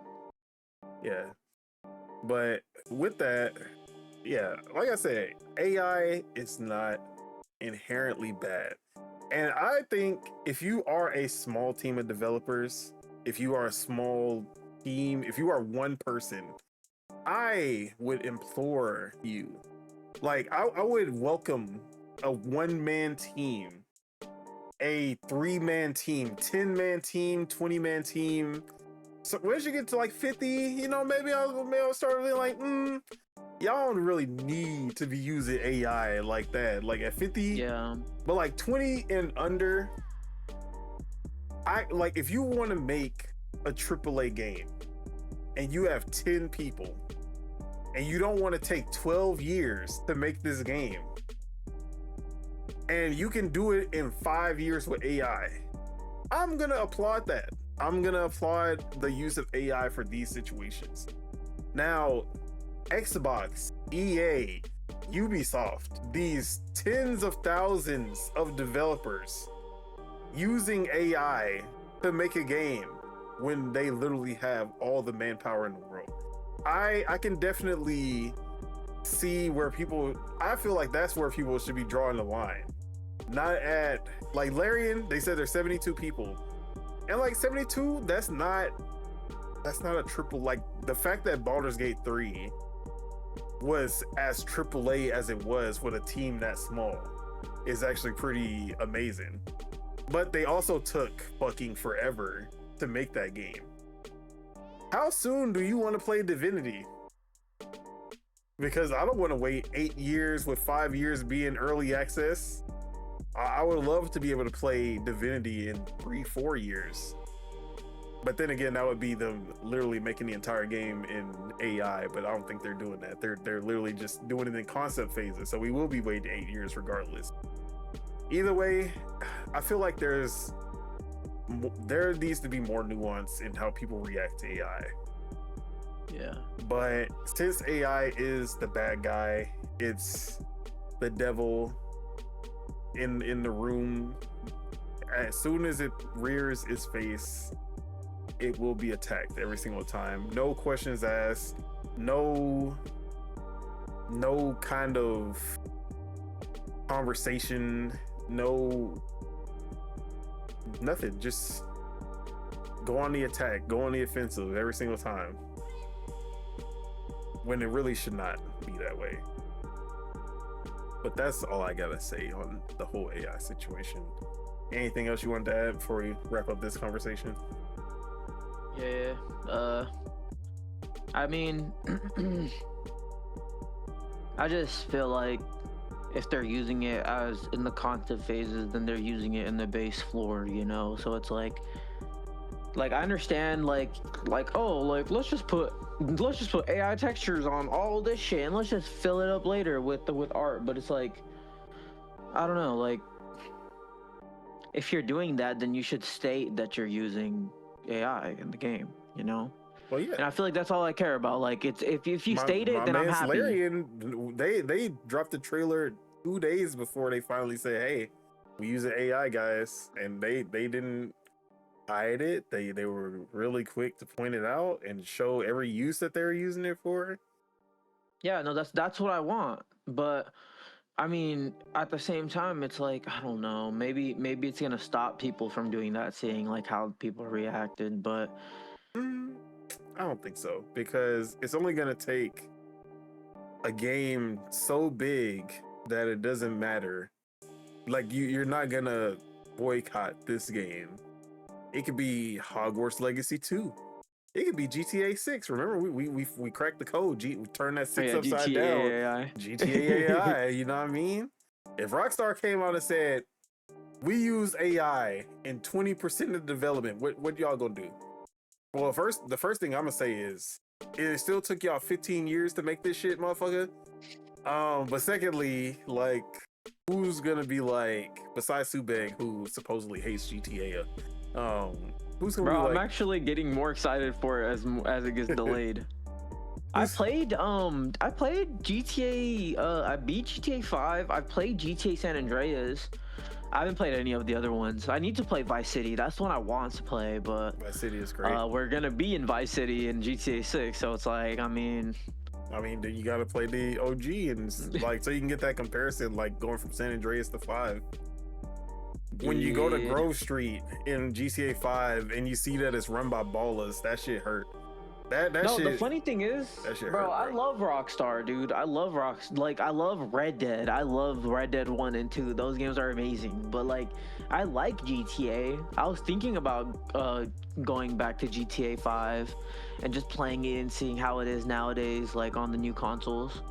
Cause like I legit haven't really played GTA since the PS4 days, you know, since they remastered it that first time, not the fucking 5th time that they're on. But apparently it has like a performance ray tracing mode on the consoles, which is something that I need to actually experience because I didn't know that. I was actually looking that up yesterday. Oh, your mic changed again. Okay, now wait, say something. Wait, no, hold on. Oh no, is it doing the thing? Oh wait, you might be back.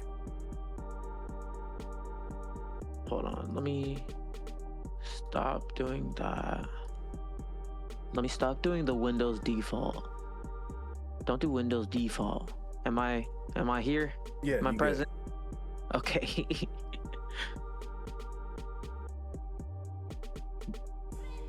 But yeah, I feel you. I do feel like Red Dead is a better game for storytelling, but I mean, gameplay in both of them are kind of ass. But I feel like GTA's gameplay experiences are better, and that's why I usually prefer GTA. Yeah. But yeah, that's enough about AI. Let's get to the damn Keeleys. Let's talk about that.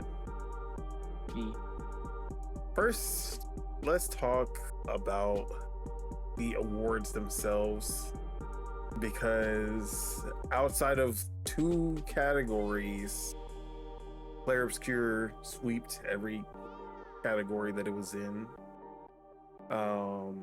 Other than that, though, was there any surprises where you were just like, bro, what the fuck? I did not think that one was gonna win. I think it was. I didn't think Arc Raiders was gonna win. Oh yeah, multiplayer. Yeah, I was actually kind of. I mean, I guess it makes sense when you look at the rating that the game has. Yeah, but I just didn't think that it was gonna win because of all like the drama and stuff around it. But I just thought it was too. It just came out too late for enough people to vote for it. But I guess not. Yeah, what was that? What was the other one that I was surprised at? I think there was one. Was it? I was upset at the RPG one, at that one, because I'm just like, I already knew that shit was gonna happen. Yeah, and the art direction in the game, all that stuff, of course.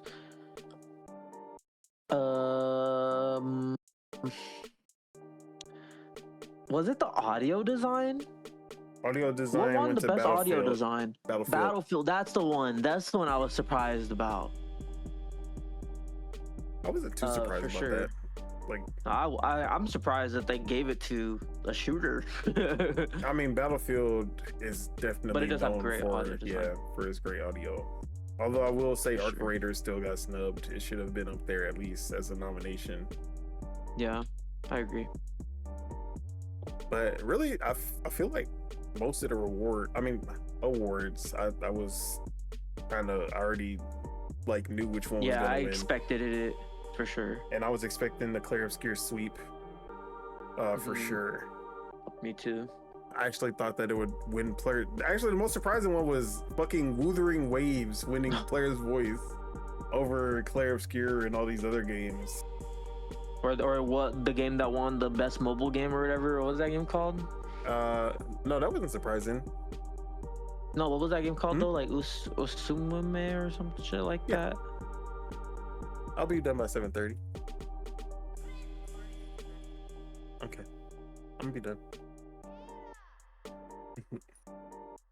But yeah, I mean, I was expecting Uma Musume to win because that was the pop-off like mobile game of the year. Like, there was definitely better mobile games like Destiny Rising and all these other ones, but as far as a game that had a moment this year, none of those games had a moment like Uma Musume had. So I was like, I think Uma Musume is gonna win this, just because even if they didn't play it, they definitely heard about it, and they were like, because you know damn well most of these judges are not playing mobile games, so they're gonna go for the one that like had fanfare and had popularity and a moment in the year. And that was the only one on the list that did. So I figured that one was gonna win. But yeah, as far as the awards go, it was expected for the most part. I feel like there was definitely less games getting just kind of thrown into that. Oh, and the nominees, or like the rapid fire ones.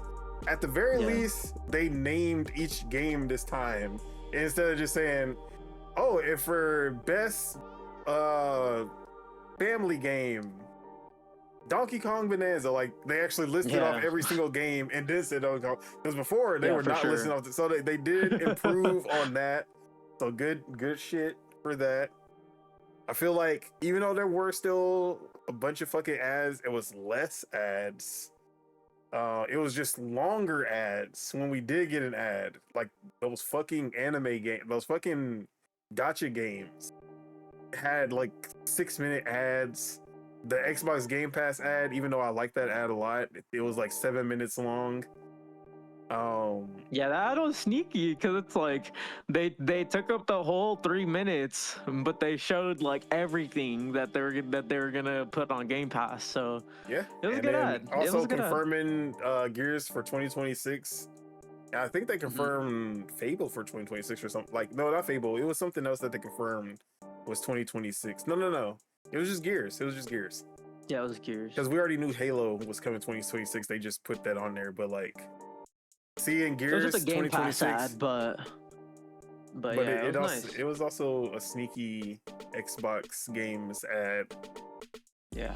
So yeah, that was a really good ad. But we didn't see no level infinite. No level infinite popping up every 5 seconds. I was actually surprised by that. Because remember, level infinite was the funder of like all the last ones. They probably still are. They just know that they get hella backlash by fucking saying it, so they're probably not saying it no more.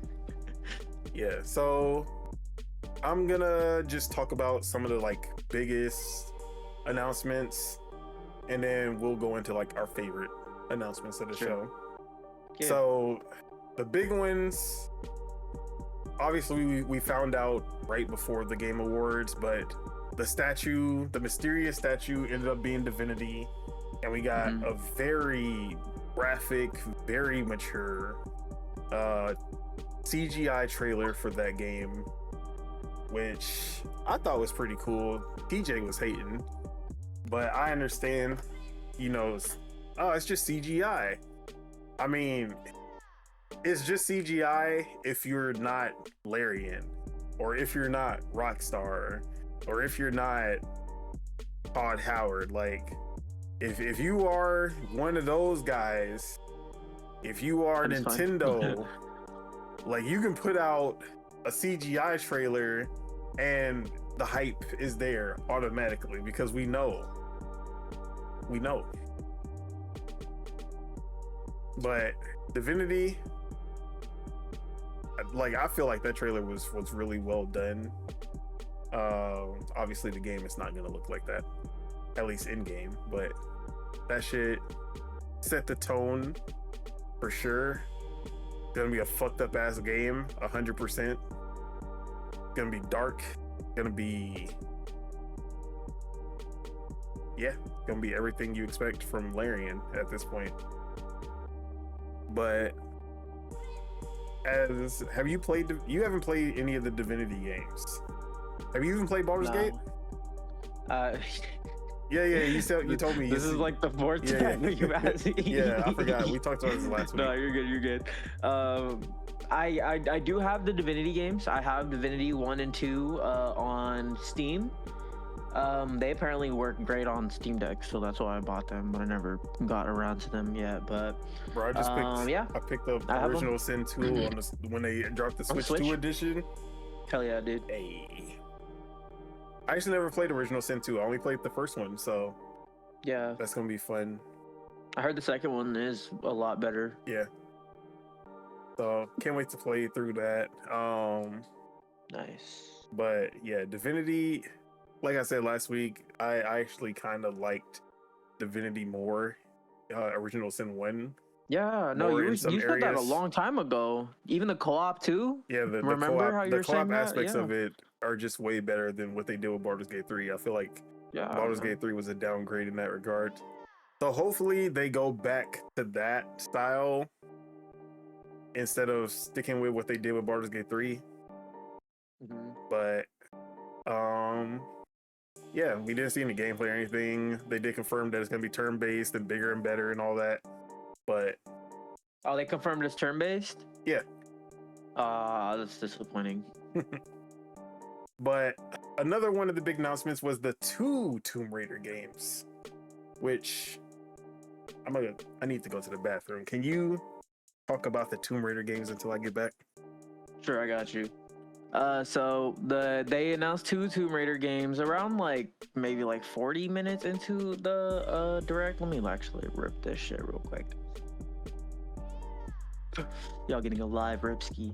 But yeah, so they announced 2 Tomb Raider games. The first one is I think they actually announced a new one from Crystal Dynamics first, and then they announced a remake second. But yeah, so they have Crystal Dynamics is working on a new Tomb Raider game. Let me actually pull up the actual news real quick, skis. This is one that I'm a little bit more excited about too, if I'm being completely honest. Oh, he didn't link though, so let me actually pull it up here. Tomb Raider announcements.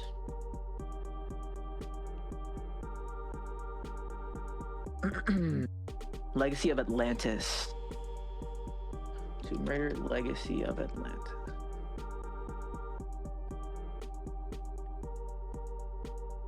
Wait, isn't this the... Wait, this is the remake. Okay, so yeah, so Tomb Raider Legacy of Atlantis is the remake, or a reimagining, I guess is what they say it on the website, of the 1996 genre-defining game. And it says, as Lara Croft, harness your wits and athleticism to explore exotic locations lost to time. It's made by Flying Wild Hog, if I recall correctly, and Flying Wild Hog last made Wild West or Evil West. It was. Oh yes, one Evil of those West. two. Evil West, yeah. And the Shadow Warrior games. Yeah, and the Shadow Warrior games, yeah, and those are like FPS like based and stuff. But yeah, this one seems cool. But the one that I'm actually more excited about is, what's the second one? What's the Crystal Dynamics one called? Catalyst. That's, yeah, there you go. And yeah, and that's you know, they're moved in Unreal Engine 5. So they're off of their own engine that they were on for the Tomb Raider remakes, for the Tomb Raider remake trilogy, I guess. Let's see what it says. Tomb Raider Catalyst marks a bold direction for the series as Lara Croft embarks on a new adventure across northern India. So this takes place in India, which is cool. Tomb Raider Catalyst is set in the wake of the mystical cataclysm that has unleashed ancient secrets and awakened the mysterious forces that guard them. When the most notorious treasure hunters from around the world descend on the region, Lara races to uncover the truth buried beneath the fractured landscape and stop those who would use its power for their own gain. Yada yada yada. And that's it. That's really all it says. Yeah. Yeah. So it takes place in India. That's cool. A cool thing that they also confirm is that this actually takes place as a sequel to Underworld. So that was the game that came out right before the reboot trilogy came out. Oh, interesting. It's basically going back to the last game of the classic Tomb Raider. Okay. Interesting. That's cool, actually. So yeah, we're getting a remake or kind of reimagining of the first game in 2026, and then in 2027 we are getting a sequel to the last game of the OG Tomb Raider series. Hell yeah. That's the first time I've seen anything done like this, where they kind of backtrack to before a reboot happened and then kind of just go off of that one and continue the story. I feel like that's a really cool way of doing that.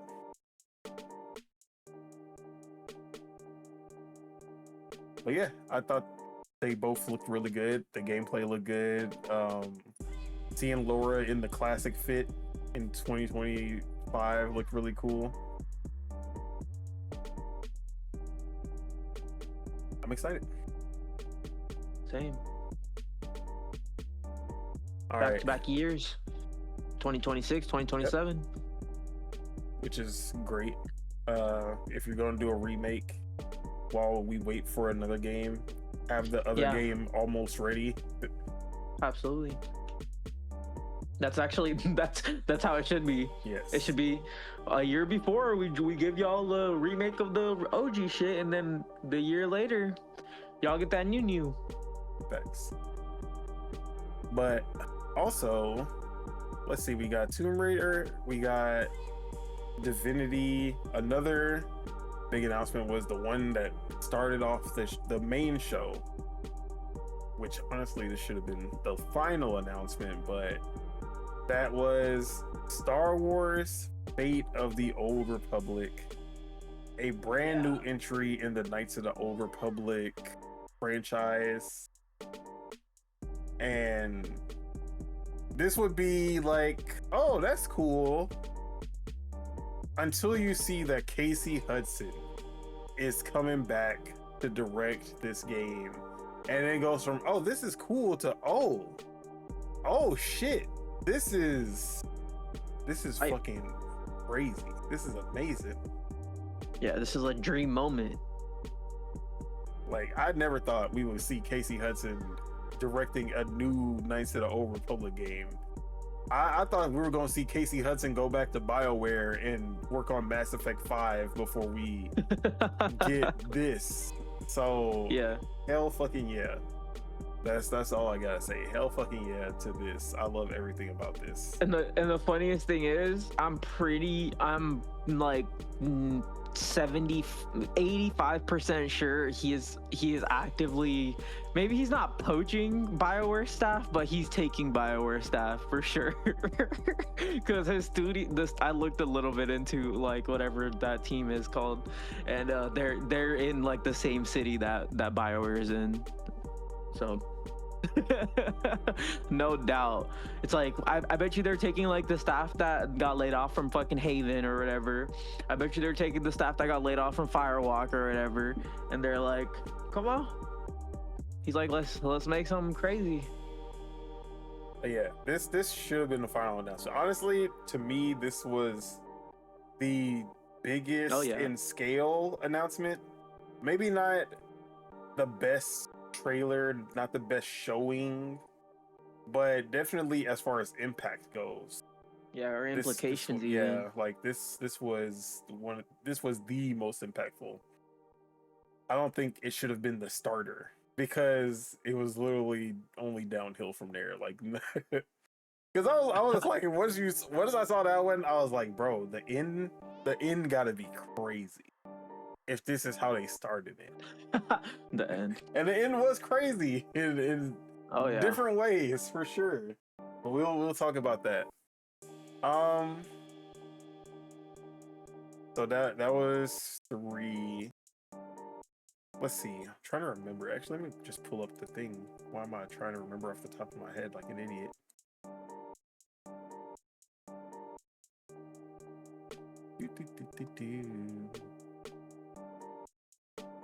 So another, I mean, it was, we popped off in it. I don't know how the rest of the internet took it, but Bradley the Badger got a lot of reactions from us. I thought that one was really cool. Yeah, no, Bradley the Badger was fire.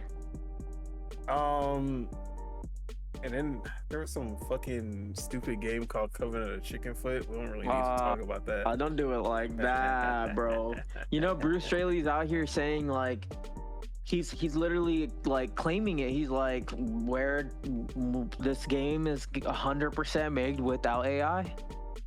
I've seen a lot of developers saying that, and I'm like, bro, who cares? Like, this shouldn't be a like pop off moment. Yeah.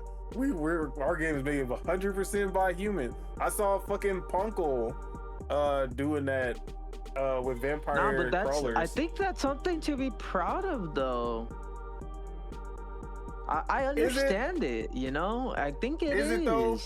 Look, it is. We were making games the way games have been developed for the last 40 years. Still.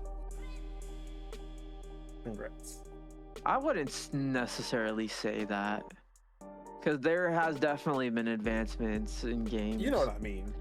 And games have been made de-evolutions, I guess. Like games have been made without AI for a long time, and continuing to develop games how you've already developed games before AI existed should not be. Hey man, all I'm trying to say is Covenant of the Chickenfoot, GOATY 2026. Whatever year it drops in, GOATY. Shout out. Anyway, so I'm gonna gift you Coven of the Chickenfoot, bro. I will fight you. So other notable announcements, not really on the same level as those. Oh, actually, 2 more that I think are on the same level as those. Control Resonant. That shit looked fire. Oh yeah. That shit looked fire, bro. Oh. I was not expecting 1,000. Control to come out here and blow my mind like that. Yes, sir. So that trailer Like I literally downloaded Control that night.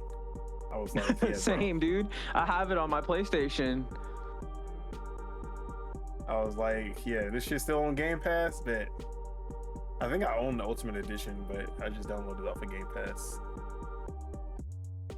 But yeah, that game looked crazy. And then Gang of Dragon, which I put this here for you because for me, hell yeah, like this motherfucker left fucking RGG. Stop. He's like, yeah, I'm tired of making Yakuza. I'm gonna go over here and make a new game. And then this motherfucker goes over there and makes Yakuza again. Okay, like, okay. Hold up. I actually don't think that's what happened. Yeah, I know it's not what actually happened. I think what happened is, I don't know. I don't think he. I kind of have a sense of.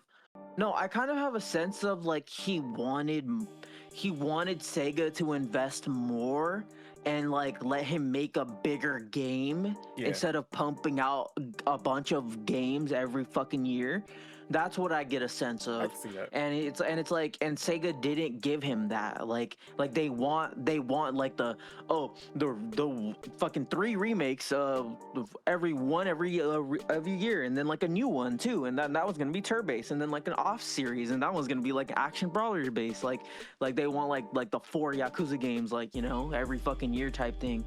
And I think he wanted a AAA like Yakuza game, you know. He wanted to make Asia's GTA. Yeah, or Japan's GTA, yeah. And it looks like it, because it looks like there is gonna be driving and stuff in it, and it looks like there's gonna be guns in it too and stuff. So, but we are getting AAA Yakuza with Stranger Than Heaven. See, maybe not on an open world scale, but definitely AAA in terms of how it looks. And compared to Yakuza, it definitely looks a lot more AAA. The games always looked good, but they look good, but they do look like the PS3 games up-res and updated. As far as the art style and everything is not really, I don't know how to describe it, because it has some realism. Yeah. And like the environments look good. Like it is graphically a good looking game usually, especially like walking around Kamurocho, whatever the fuck it's called. Yeah, Kamurocho. But then like it has that Yakuza look when it comes to the characters. And oh yeah, it looks like Yakuza. It looks like it. They didn't really show us too much gameplay, so I'm more curious, because based on the screenshots, the gameplay actually looks a fair bit different. Just because like it looks like you can literally just pull out a freaking gun and just start bopping people instead of like fist fighting and stuff. So and I'm excited because it looks like there's actually car customization too. So it's like there's not only you're driving, but you're customizing and stuff. So it's like, yeah, this looks like a AAA effort, and I'm excited to see who's publishing it. I'm happy that I hope they poach some like Sleeping Dogs talent somehow, because that's what it gave me a little bit of that feeling. I was like, I think it's gonna be that, bro. I think it might be like they're shooting to be like an A+, but it might end up being like a B. It might be like that. It might be a little jank in some areas, but it might be like really fucking sick in other areas. We'll see. But I'm rooting for it, and I think it's gonna be XDev. I think it's gonna be a PlayStation XDev partnership on this one, because there was no name tied to it. It was literally just Nagoshi Studios, and that was it. So, yeah, I'll be looking out to see. Who was the one who poached them? NetEase or Tencent? Which one? Yeah, NetEase. I would think that NetEase would be the studio behind this. Like they have. No. They sold the team or whatever. Like. Oh yeah, that did happen. I forgot. Yeah, remember? So okay. Yeah. I'm actually, yeah. Well, so someone picked up this game. Yeah, someone had to have. Yeah, so someone is the publisher, unless they're self-publishing it, which would be even more fucking insane. Which means Negoshi's just the goat, man. Honestly, but I do feel like Sega's definitely missing him, because they are kind of just throwing whatever the fuck at the wall right now. But Stranger honestly. to Heaven. But Stranger Than Heaven looks sick. I'm so excited for it. Like, I really am. That's like literally if like we one were of only the top getting those 5 most excited Yakuza games. remakes, I would understand where you're coming from. But Stranger to Heaven does look like RGG taking the next steps, even after Nagoshi is gone. To do something new. Yeah, but he's been gone since 21. Yeah. So it's been a while, but I still need to play Infinite Wealth as well. I played Pirate Yakuza, which was really fun. I really like that game. So I do like modern RGG. I really do. I do like their wackiness and stuff. That shit does resonate with me. I do feel it though. When I was playing Judgment, I was like, yeah, this is what Nagoshi brought. You know, he brought that like that. I don't even know how to describe it. Like it's like grit. He brought that like intrigue. Like it makes you like care more about it. Whereas now when I'm playing like Pirate Yakuza, I'm like, oh, that's fucking stupid or whatever. This haha, that's funny or whatever. But it's like I'm not like I don't care that much about what's happening, you know. But like I really did like in like Negoshi's games for sure. I feel you. All right. Now, I feel like those were like the most notable announcements, but what were some of your what were some of the duds for you? I need to look at the whole list. I'll repost it for you. Yeah. The podcast notes. Sure.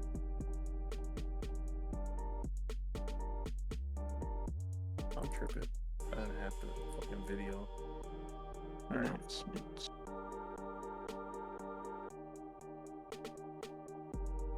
But for me, biggest dud of the show, Mega Man. Oh, Mega Man? Mega Man. Count Yeah. your days. Yeah. Count your days. I wanted to see the evolution of Mega Man, and instead we got another fucking Mega Man that's the same Mega Man we've been playing for the last 30 years. Mm-hmm. Some bullshit. Yeah, Mega Man's for sure a dud for me too. Yeah. And then the second biggest dud is fucking Chicken Feet, motherfucker.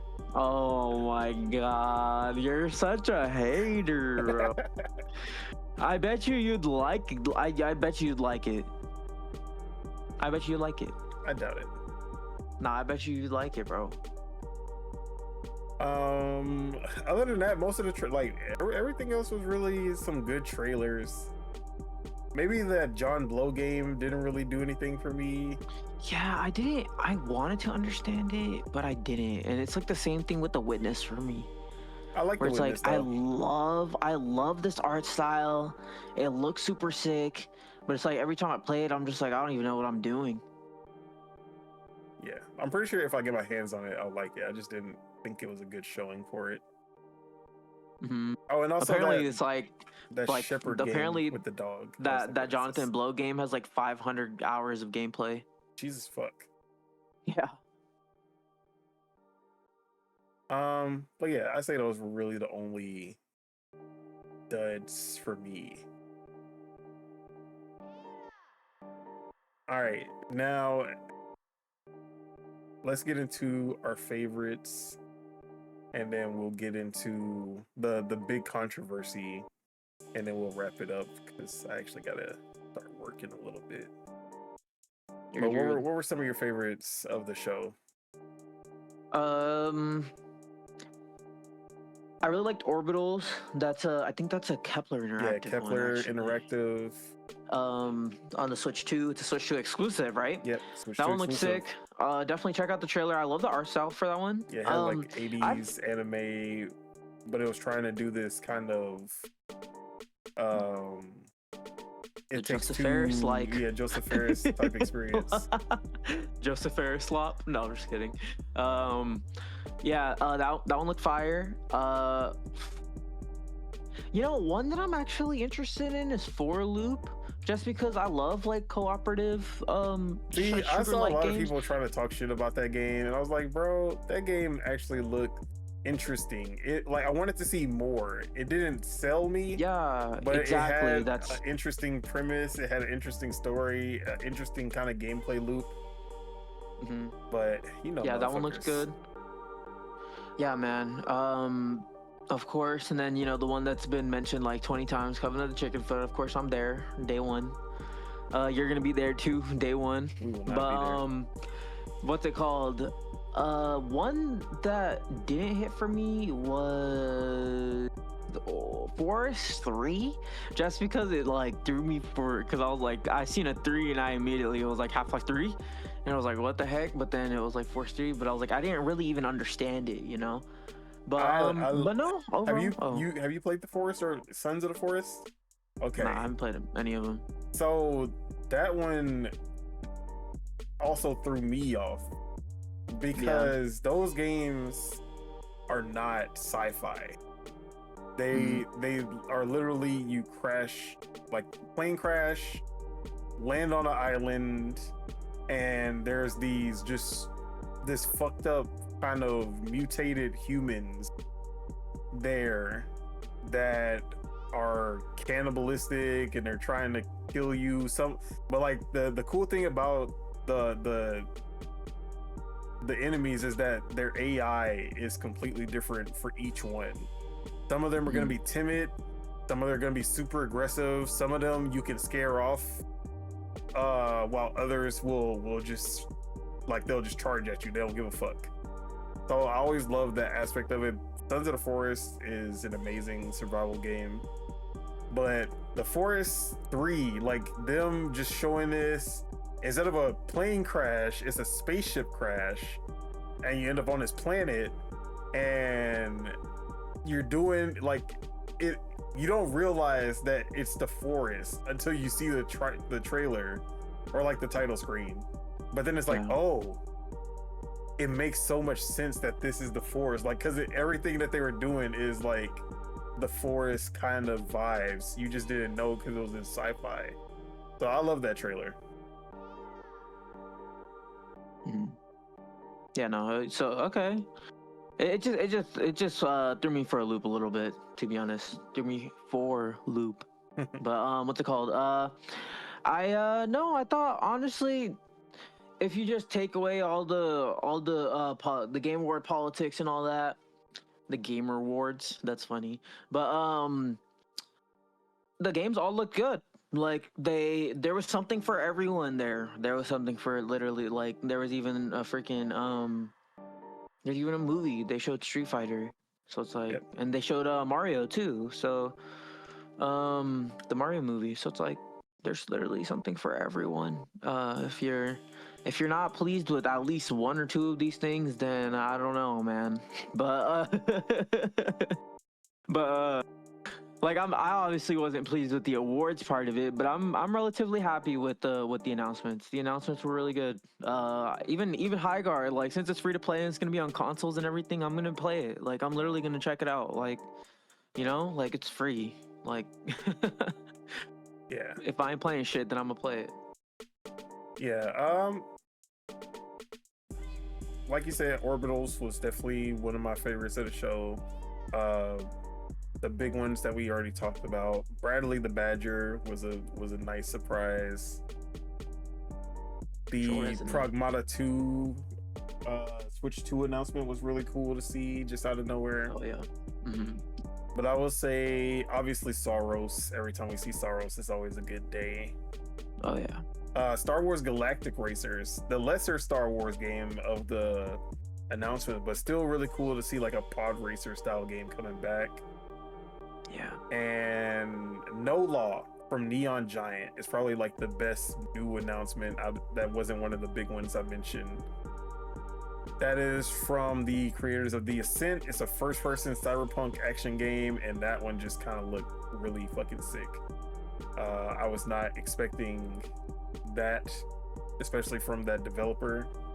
So I was really excited when I saw that one. But yeah, that game looks good.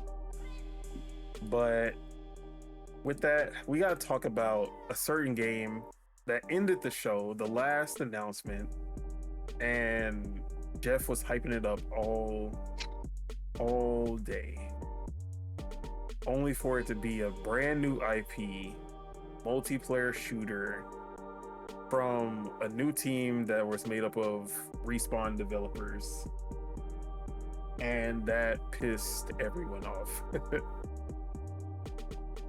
But if you take away the placement of the announcement and actually just look at the game for what it is, High Guard actually looked pretty dope. And when we were watching it, I was like, yo, this actually looks pretty cool. There's so much going on. Like, it has some hero shooter elements, it has some battlefield elements, it has some, like, I won't say extraction shooter, but it was more open. It has some battle royale elements to it.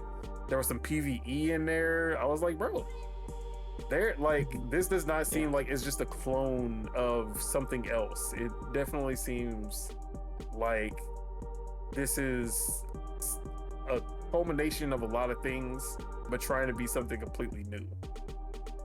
And I love that. But of course, multiplayer game, like the stigma of it ending the show, which I also think was really dumb of Jeff.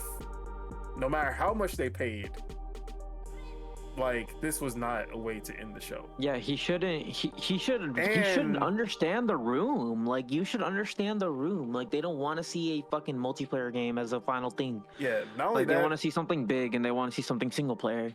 Not only that, I feel like that only backfired on them. They spent all this money to get that final announcement just to have everyone hate the game because of it. Imagine if this was like in the middle. People would be like, it wouldn't have been offensive to them. It was like, oh, if you don't like multiplayer games, it's like, oh, okay. If you do like multiplayer games, you're like, oh, wait, this actually looks pretty cool. You know, I might try it out if there's a beta or something. But now everyone's just volatile towards this game. Like, there is a hatred towards this game. There's content being made to talk shit about this game. But a lot of the content that they're talking, like, they talk about this game is fucking, it's not real. Like, they're just talking for the sake of talking. They're not actually talking about the game itself. They're talking about, like, multiplayer games in general, which this doesn't look like the average multiplayer game that comes out. I know, this actually looks pretty fun. Yeah, I feel like people are being way too harsh on this. I feel like this game is actually going to be pretty fucking cool when it does come out. Especially being free. Yeah, free to play. Like, you can talk about, like, character designs might not be the coolest looking characters, okay? But, like, the gameplay that they showed off, and it also big ups for, you know, being a multiplayer game and showing gameplay off first. Because the worst thing in the world is having a multiplayer game show off CGI. Like, it's a multiplayer game. The last thing I care about is your CGI. Yeah. Exactly. But, like, you can be like, oh, I don't really like this. I don't see people talking about, I don't like the setting. I don't like how the characters look. Oh, like, it looks too fast paced. It's just like, I can't believe this was the last game at the Game Awards. Like, bro, how about talk about the game? The powers look cool. The like, there was a lot of shit going on. There was some finisher animations. There's like, it looked open there because you're riding on the horses or whatever your mounts are. Look very open, and this game just looks cool as fuck. Like, I really can't wait to get my hands on it. I feel like once the game actually comes out, people are gonna play it and we're like, oh, actually, we was tripping. I think so too. But yeah, I feel like this was a cool announcement. It just was not in the Game Awards announcement, and I feel like they fucked themselves over by making that the end of the awards announcement. They should have just spent that 1 million and that's it, instead of doubling or tripling whatever they did to get this as the last one. January 26th though. Yeah, it's coming soon. Another good thing about it is that it's coming soon. We don't have to wait until the end of the year 2026 or literally 2027 like some of these trailers. So yeah, they did everything right in my eyes, besides going last. Yeah, but besides I guess wanting to go last too. But yeah, that's really all I got on here. Any like for the Game Awards in general, what would you give the Game Awards as a whole? I'll go a 7 on it. Yeah, I'm actually leaning at a 7. The more time I've spent with it, I'm like going from like a 6 to a 6.5 and now a 7. So I'm with you on that. Yeah. But with that, let's go ahead and wrap it up. That is it. That is all we have for you guys today. Thank you all for tuning in, and to all the people leaving comments in the chat. We do appreciate your support. Make sure you guys hit that like because we love you guys and it helps us grow this channel. If you're not subscribed and you enjoyed the show, make sure you guys hit that subscribe button so you can stay updated for when Dual-Wield premieres. The Bagels, appreciate you for pulling up. I know it's a little later than expected, but you know we made it through. Where can we find you? What you got going on? You guys can find me on twitch.tv/SubEgles, youtube.com/SubEgles. I put out a little short just to test it out. I still need to tweak some of my settings on my capture card and stuff on OBS just to get a more clearer picture, but everything was running great. I'm getting a lot more bits. Like I'm at 10,000. Like when I stream, I get like 10,000, which I think is probably because I'm on AM5 now, so that probably means I have like the better bandwidth or whatever, and I got the better Ethernet, the cable box. So it's like everything is just faster now, which is nice. But yeah, you guys can check me out there. Follow me on Twitter. You know, to play the game, you gotta to win the game, you gotta play the game. So you know, I'm trying to play the game out there. You know, we're getting people riled up a little bit, but what's it called? Check me out there. Gonna be playing. I'm hungry, so I'm probably gonna go get some grub. Maybe some Five Guys today. I'm feeling it. Feeling a burger. Yeah, man. As for myself, Don Otaku, you can find me on Twitter, PastaFeetF3ET. You can find me on twitch.tv/OtakuTheDon. And you can find me right here on YouTube, Don Otaku, where not only are we doing Dual-Wield Gaming Podcast every Thursday, Project Entitled Gaming Podcast live every Saturday. But lordsofgaming.net, check us out on there. And that's really it. My girl is cooking for me. She's probably mad because I did tell her like 7:30 and it's past that. But with that, any final words for the people to get them through the week or the weekend, whichever one. Shit, dude. Yeah, the year's about to end. You guys, you know, get your steps in. The 10K. Get them. Get some sun. And with that, let's get out of here. Peace out, everybody. Enjoy your week, your weekend, your month, year, life, all that. Bye-bye. Peace.